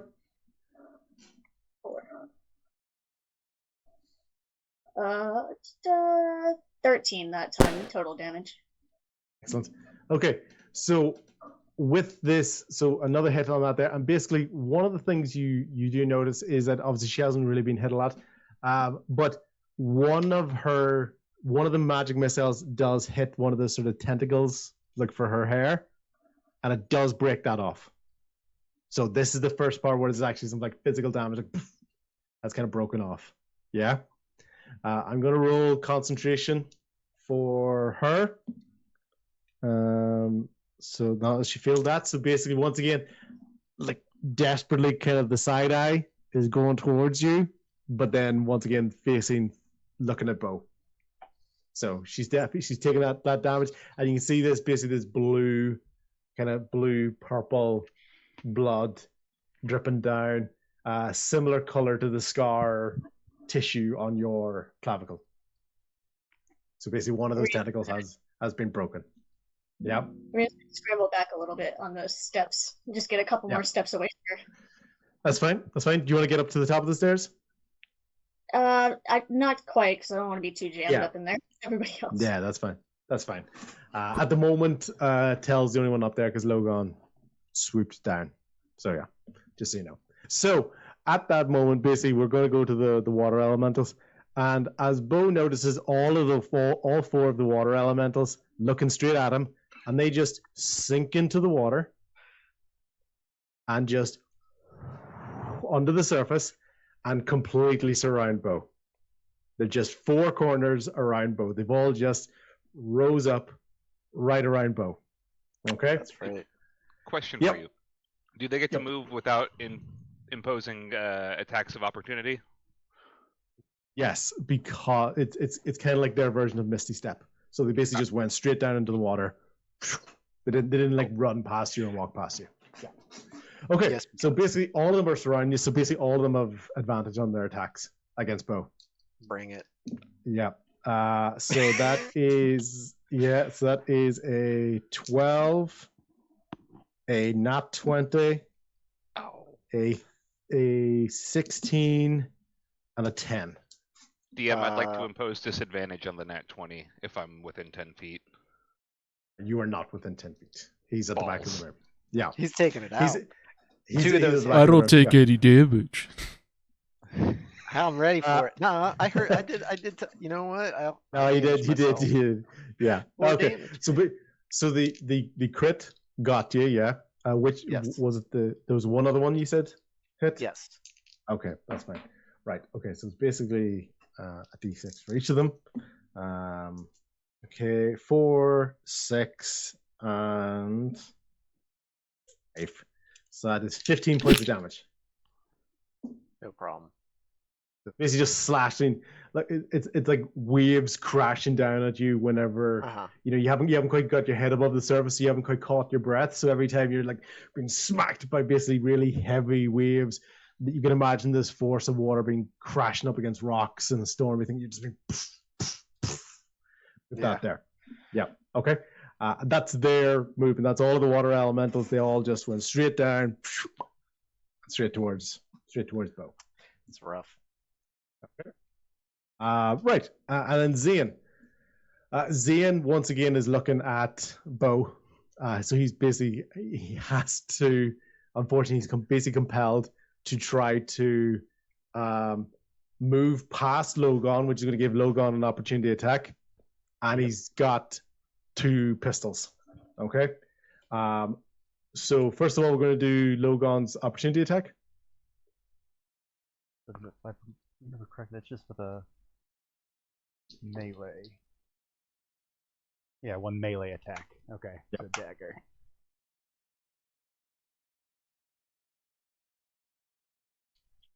$23 to hit. Yep, that's gonna hit. And 5 points of damage. 5 points of damage. Okay, very good. So let me just get that dice back there. Yeah. Okay. So so you just hit him with one of your daggers. Is that correct? Correct. So Captain Zain is basically a bit of a pincushion at the moment. So he's taken so much damage. He no longer has to worry about the wisdom saving throws. He still has Being on him, if I'm correct in remembering that. But what also is happening is he's trying to fire 2 pistols that have been, especially with this old technology, that have had a lot of water exposure at the moment. So basically, there's no guarantee these things are actually going to fire off at the moment. So that's why I'm going to roll them both with disadvantage. Because it basically could be a misfiring because it's gunpowder and it's wet and all that sort of stuff. Can't wait to play Rusty. Okay. So that's that one. So first one was 12? Nope. Does 12 hit? Nope. Okay. No. The second one, which was, as it turns out, Tommy's pistol. Don't fucking do this. Zain does not know how to fire Tommy's gun properly because he rolled a nat 1 and it exploded in his hand. Yeah. Okay, so basically it went off in his hand and it's caused him to drop the pistol. Okay, so it didn't misfire, it actually exploded in his hand. So it basically burnt his hand, it's caused him to drop it. Okay? So that's another 3 points of damage for him for basically a backfire on that gun. That gun Can is anybody so hit with this pistol? Do anything. So wait, that gun's No one knows how is to that gun destroyed? Please tell me it's gone. No, it's not. No, Damn it! No, it's not destroyed. No. that was be the best thing to happen for me in this game. So Yeah. he is very wobbly. He's in a lot of pain at the moment, and even with that, the being was still there as well, which helped bring the score down, and the nat 1, so it exploded in his hand. So Bo basically was surrounded by 4 water elementals and had a dual wielding pirate captain coming towards him, but thankfully it hasn't gone as bad as it could have. Okay. It all went to plan. like Tommy knew the whole time. Yeah. Blood. Top of the round. Cool. 2 questions for the DM. The first is for Hellish Rebuke, because it gets higher level casting. It says, oops, not Hellish Reaction Rebuke, to Eldritch being Blast. hit. Oh, Eldritch Blast. Okay. Eldritch Blast. So I get 2 beams at 5th level. Does it matter what classes I have, or is it just 5th level overall as a character? What does it just say at 5th level? I think 2 beams Or at is it- 5th level, yeah. It doesn't specify the class. Isn't that for a specific class though? Your Well, I gave elemental him a class? specific class. It's the warlock. Yes. Yeah. So I have to be a 5th level warlock to get the 2 beams. Because it doesn't yeah, specify in the that writing. would kind of be my thinking. I think, as opposed to, what do you think, Bo? Wait, did you multi-class? Yeah, I multi-class. Oh, okay. levels Yeah, ago. then isn't that the case where so like now you're a level 4 paladin and a level 1 warlock? Yeah, but I'm a Yeah. 5th level character. Yeah, but whenever it's Yeah, referring to the yeah. level, it's talking about the class itself. So you would have to get the I think that's the case, Claude. And if it's wrong, I'll correct it for you for the next session if you're still alive. Sorry, what? like- but no, I think it's to do with, I think it's being like an experienced warlock. Yeah, wouldn't that it would the make way more it's sense written, like it would make sense, but the way it's written just if you think about it, like you're training as a paladin and you're training as a warlock. Yeah. I would That think. would be my thinking. I will check that for you, but if we were to make a ruling for this one, I'd go with it being that's fine. It's a fifth level of a warlock. So. Okay, so and my second question was, can you kind of refresh where I am in relation to everybody? Because I think I'm still within Nelson's range. The water elementals moved away. Water elementals move away, so Nelson's directly in front of you. Casera has moved behind you. She's at the bottom of the stairs. You're maybe about 5 feet from the bottom of the stairs. And Tommy's the stairs are to your right. Tommy is to your left, about 5 feet as well. Okay. So Bo and Zain and Logan and the water elementals are at the back of the room. And Tell is at the top of the stairs, and Rian is in the middle of the stairs, and Casera is at the bottom of the stairs. How far am I from Bo and the elementals? Relatively long room. I'm going to say 45 feet. In most cases, when sort of people kind of run from it, they were standing in the middle of the room already.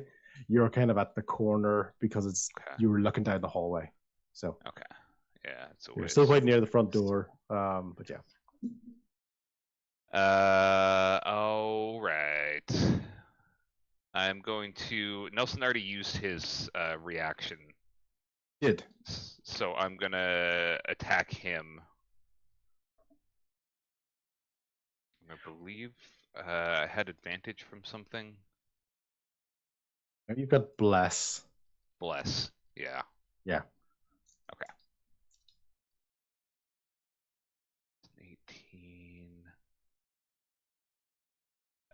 18 to hit. Yep, that hits. Okay. So I'm gonna take my strike and add Divine Smite. Yep.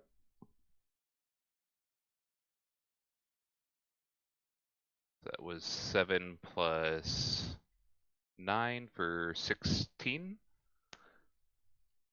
Good. Yeah, so he's starting to look quite weary now. You could tell that his speed was there at the start, and he was parrying and blocking, and then just an element of the sheer distraction and chaos that's happening around blocking that spiritual weapon attack left him open for your smite attack with others. So he just wasn't quite quick enough to be able to counter all of those attacks. Okay. And then I'm going to drop my concentration on Bane while casting Shield of Faith on Bo. Okay.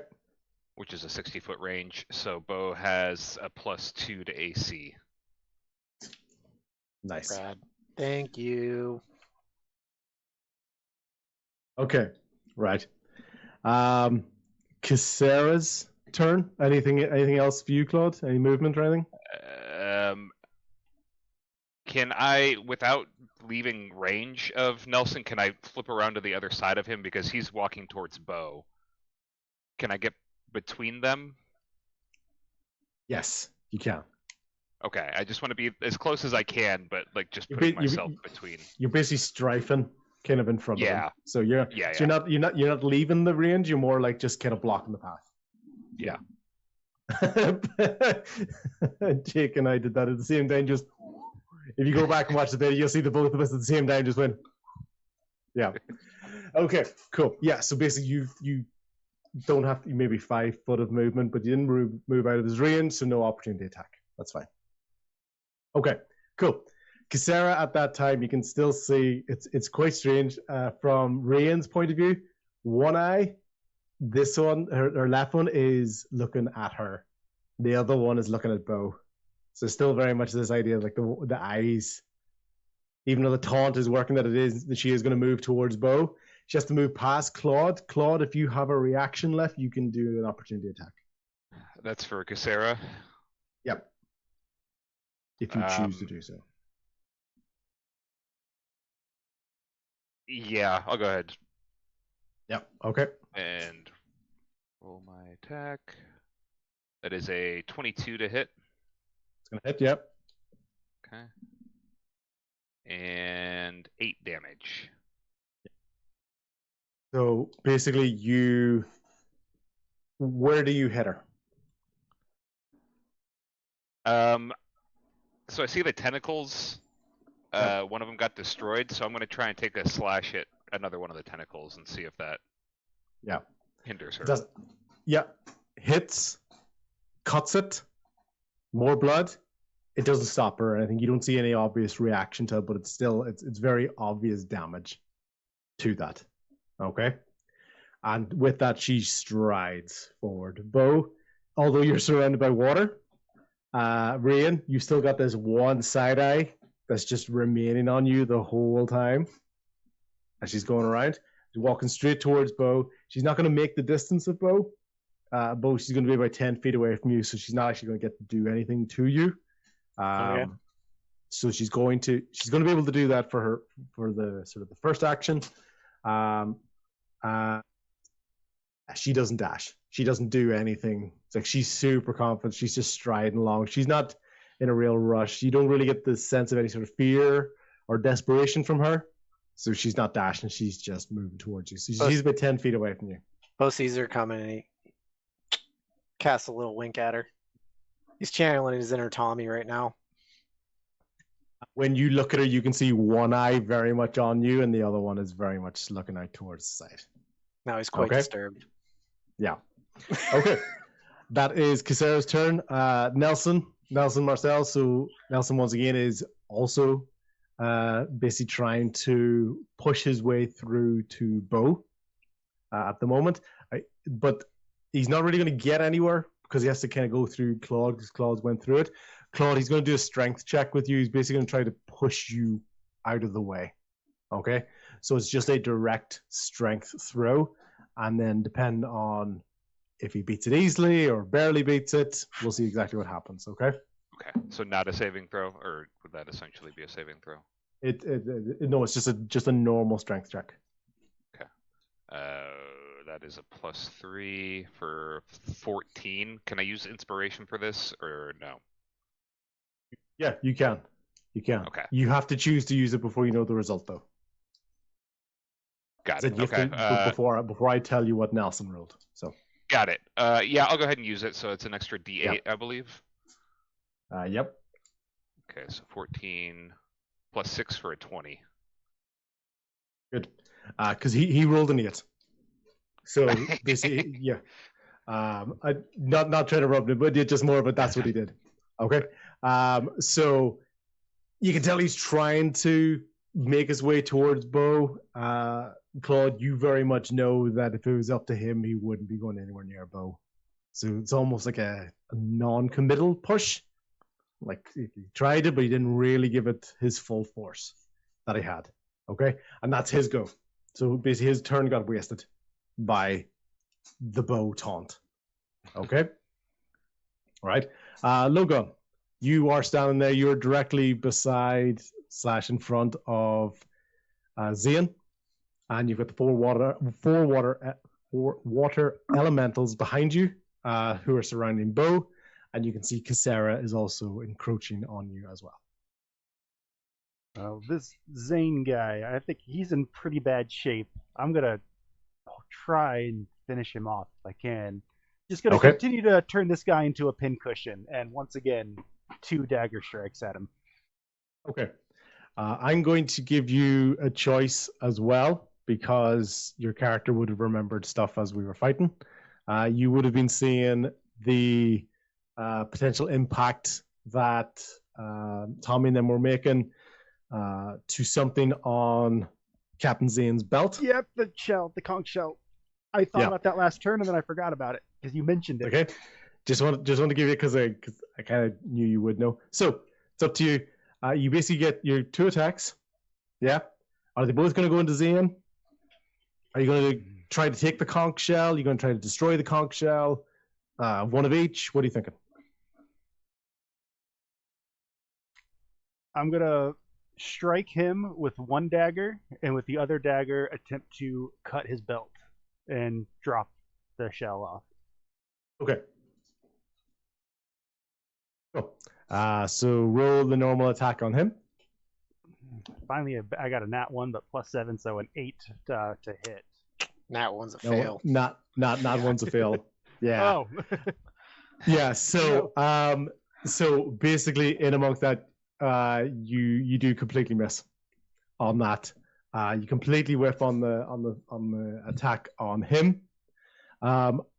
Because of that, because it's not really the same, but I don't really know what other way to do the nat 1 for you. Your attempt to grab the belt is now at disadvantage, or the attempt to cut the belt is a disadvantage. That's how I'm going to enact the nat 1 on you, because I'm not gonna have you like fall on your face or something. Just roll the d20 twice and tell me the lowest number. You also get your D4 from Bless. True. Well, a 4, so then an 8. Oh, no, never mind. Okay. Roll a d4. Roll a d4. Yes. A 3, so 7. Okay. So no, both attacks miss. It's kind of a wild flurry for you. You're not used to missing with that there. Maybe the water in amongst your feet, the drama happened around you, but basically you miss both him and the belt. Okay. Do you want to do any movement?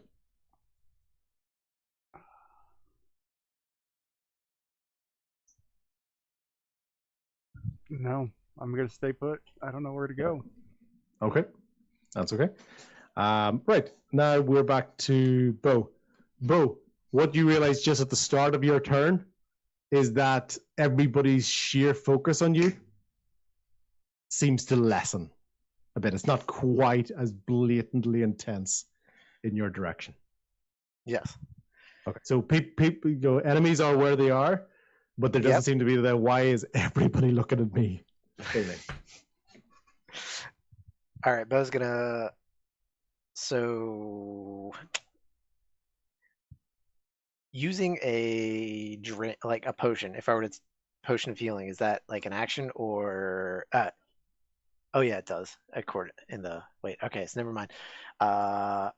Bo's gonna say, "Well, I know when I'm not welcome, and I'll see y'all later." And he claps his hands as he does it, and I'm going to cast invisibility. He liked invisibility, so he kept it. Very good. Well, okay. Yeah. And I'm going to try to get away from it all. I'm going to try to go up the stairs. So I don't know if that. Yeah. I don't know if that's going to invoke anything, but I'm going to let you go ahead. So my objective is to now get around everybody and get up the stairs. So I'm going to have it that the invisibility works perfectly against the water elementals. You're not going to get any opportunity attacks from that. With the movement you make, you are invisible, but you can still see your movement in the water itself. So Casera can see that. Casera is going to take an opportunity attack at you, but it's going to be at disadvantage because she obviously can't see you. So it's more of a random slash that she's doing. 13? No.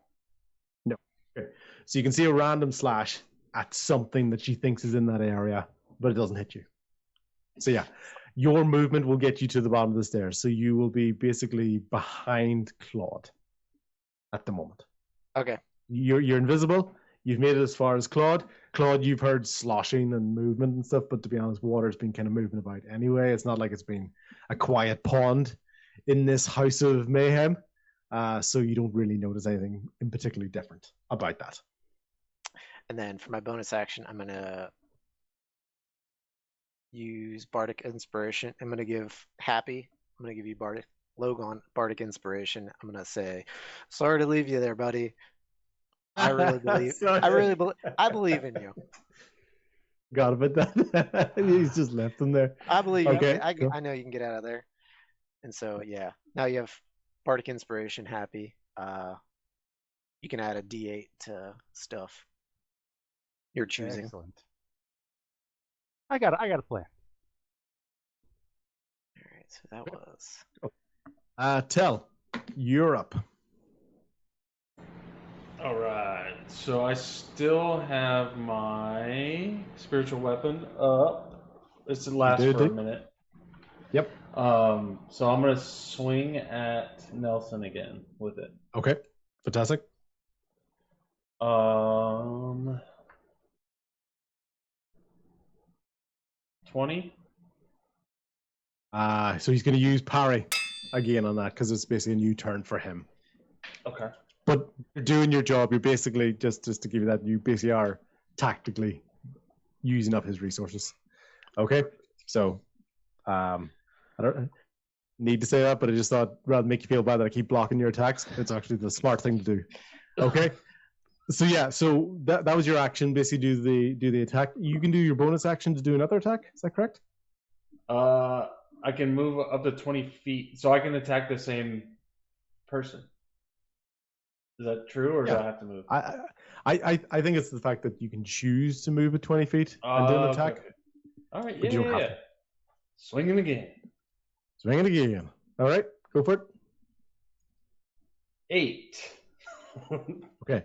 No, so basically the first time you're using this, not quite got the control of it. It's still a little bit haphazard in terms of the movement. So it's a swing and a miss on that. Okay. It's still floating there. First one required the parry, but maybe his sort of movement and shifted around and meant a swing and a miss on the next one. Okay. Do you want to do any movement? The Casera move. Can I still see her? Yes. Yes. So basically, she kind of moved like if you were at the top of the stairs, she was at the bottom of the stairs. She moved like down to the left. You're like looking down, so kind of towards you, but at a diagonal away from you. So you're at the top of the stairs, looking down to your left. You can see her. Okay. I'm good. Okay. I'm good. I'm staying. Just chilling on top of the stairs. Ready to push enemies down. Tommy. Okay, so Tommy has a little more after getting that out of him. Yeah, that energy he has. Yeah. He's kind of boosted him himself. He has a little more confidence. And is Claude's father still looking at Bo? No. Okay. Back absolutely focused on Claude again. Then I'm still gonna move in position. Hold on. For flanking? Is that what you're looking to do? Yeah, kind of like behind to off to his side. I'm gonna come with my rapier and try and stab again. Okay. Cool. You can roll with advantage because Claude's there. Okay.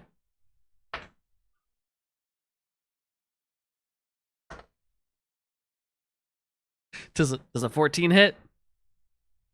It does not hit. No. Sorry. Okay. So the adrenaline is still shooting through you from the thunder wave, and basically that's kind of just caused a little bit of an extra unsteady hand going for that attack. That's twice now that I've swung.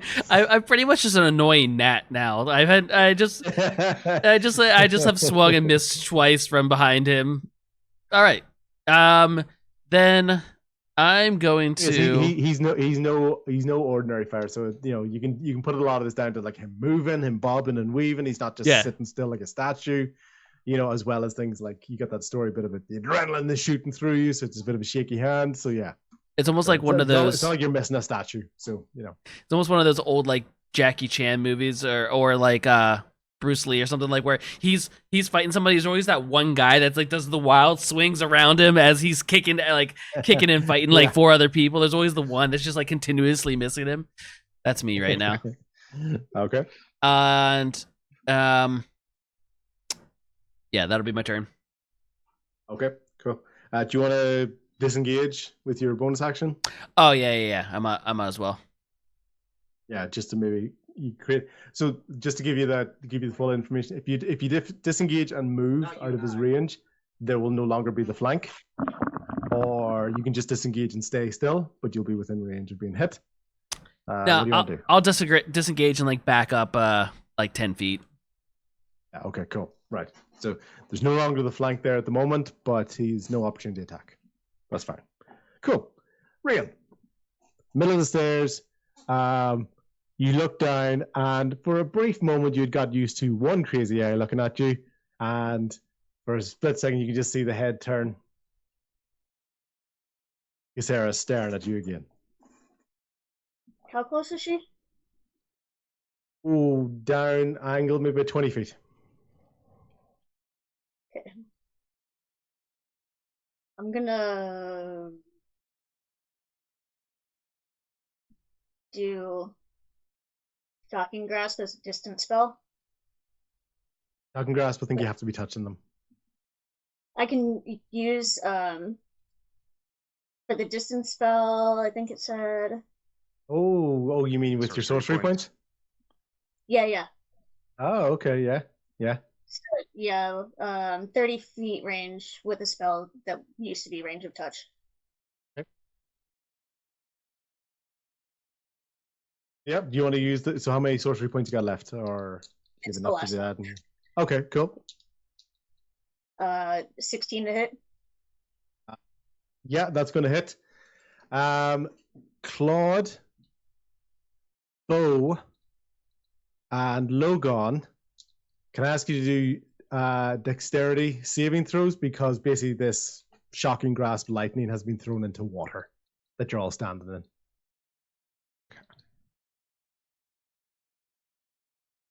23. 21. Guns. Save. Claude and who else? Nothing. It's just Claude. What Tommy. Tommy's standing in the water as well. 5. You're Tommy, muted you again. are. My bad. Is this a dexterity saving throw? Yeah. So Okay. Sorry, if everyone didn't understand that, whichever way your character thematically would try to save themselves, like if it's, I don't know, you have to dexterity is probably kind of trying to jump out of the way or jump out of the water. Constitution save might be just trying to just trying to tough it out. Logan and Bo are fine; they've already passed. Tommy, An 8. it okay, and Claude. Was a 5. 5. Okay, cool. Rian, can you roll damage, please? 10 damage. 10 damage. Logan and Bo are going to take half damage. Tommy and Claude are going to take full damage, and Casera is going to take double damage. She's going to take 20 damage. Okay, so it's like effective for her, but everyone else is dealing with this as well. Okay. I got an 11 for my concentration save then. Well done. Because invisibility is concentration. Yep. So you Is that good? You remain invisible. Yeah. Okay. Fantastic. Rian, do you want to do anything else? Movement, bonus actions. Just so. Also keeping an eye out for Tobin. Any little fluff. Yeah. What also happened though is 2 of those water elementals died in that. So two of them did not save, 2 of them did save, so you did kill 2 of them as well. So what is beside Logan at the moment is not quite as scary. You do hear a massive yell though from Zain as the last bit of energy that he has, like, and he basically collapses on the ground. So he hits the ground, and you can just see him kind of face down in the water. So, didn't mean to do that.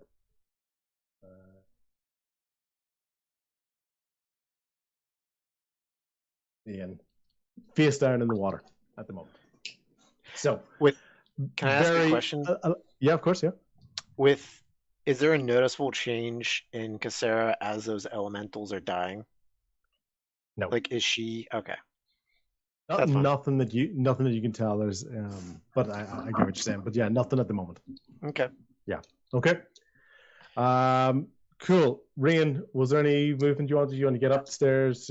Just kind of watching that. So yeah, a very effective spell. A lot of damage dealt around the place. Just a little bit of friendly fire in there as well. That's just the reaction of it. Okay. Zain is gone. So, or at least he's unresponsive. At least as far as anybody can tell. So his go is gone. Claude, back up to you at the top of the round. Okay. I'm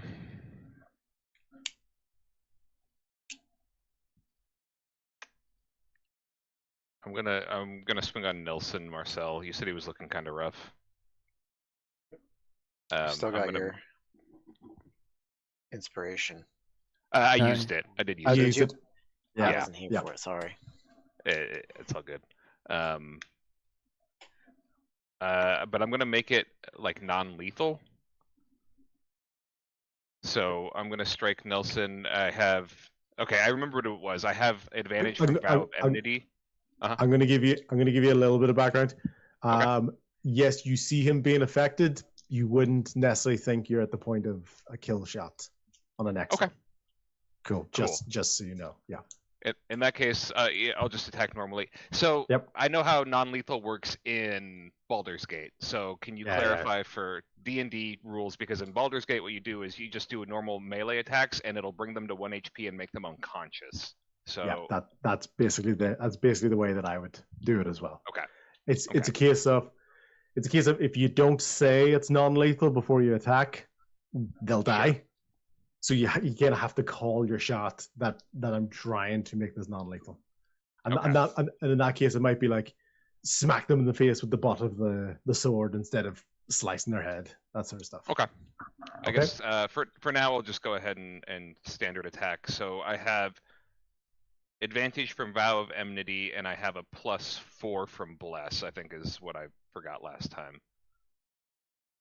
A 1d4 for Bless. 1d4. Roll it. Roll it at mad. Yeah. Okay, so higher one was an 18, so let me add d4 to that. 19 to hit. Yep. So he has no reaction. He's already used it, so it's going to hit him.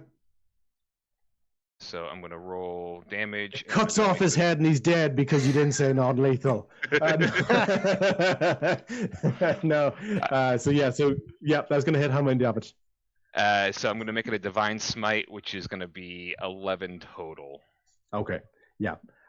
So good hit on that. Starting to get visibly a little bit weaker, a little bit wearier. But with that, you can see the intensity on his face is growing more. So he's more ferocious. He's more like a kind of an animal backed into a corner. So looks weaker, but also seems scarier. Just to give you the tone of that. Okay? All right. Perfect. Cool. I'm not going to use any bonus actions on my turn. Sarah has so far had one thing in mind to date. Ryan, this is the first moment that Casera takes her eyes off you because the scream of Captain Zain caught her attention. She will move towards Captain Zain's body. Logan, you're going to get an opportunity attack because she is not paying attention to you whatsoever. So do you want to roll an attack? I do. As an reaction. Good.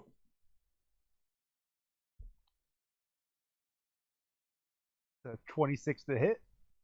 Yep, that's going to hit. And 8 points of damage. Points of damage. You basically see her arm being damaged, but the focus is not on you whatsoever. Like, what you did just happened to her. And the smile on her face is so big. Because as she grabs Zane's body, reaches down, grabs the conch shell, holds it into the air, and smashes it with her hands and ecstatically laughing, maniacally laughing. And you can almost see this. This conch shell is destroyed. She's excited. She's like, finally.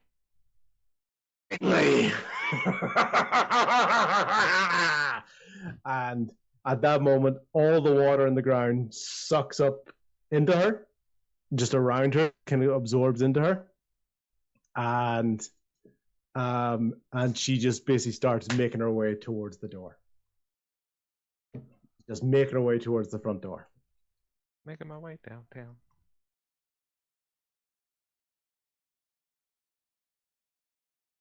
At that moment, as she's beginning to walk, you guys hear, as we're sort of getting to the 8 o'clock, you're going to hear 2 distinctive sounds that I'm not going to tell you about until the next session. One is water sloshing outside the building and some loud roars and bangs hitting the sort of the concrete and the stone of the port, and screams and people running. The second sound you hear is a whoosh, whoosh, whoosh. Big landing on the stone. You'll find out what they are the next time. Oh no. That didn't go the way I thought it was going to go. Out of the frying pan into the fire. Yeah. Okay. Just Cool. when you thought you couldn't get any worse. A little bit of a different ending, but it's actually it's up to yourself. Do you just want to find out the next time, or do you just want the sort of the reveal now? I'll find out next time. I vote next time. Find out now. Okay. Yeah, let's leave it on a cliffhanger. I like that. Okay. Yeah, I'm all right Sure. with that. Yeah.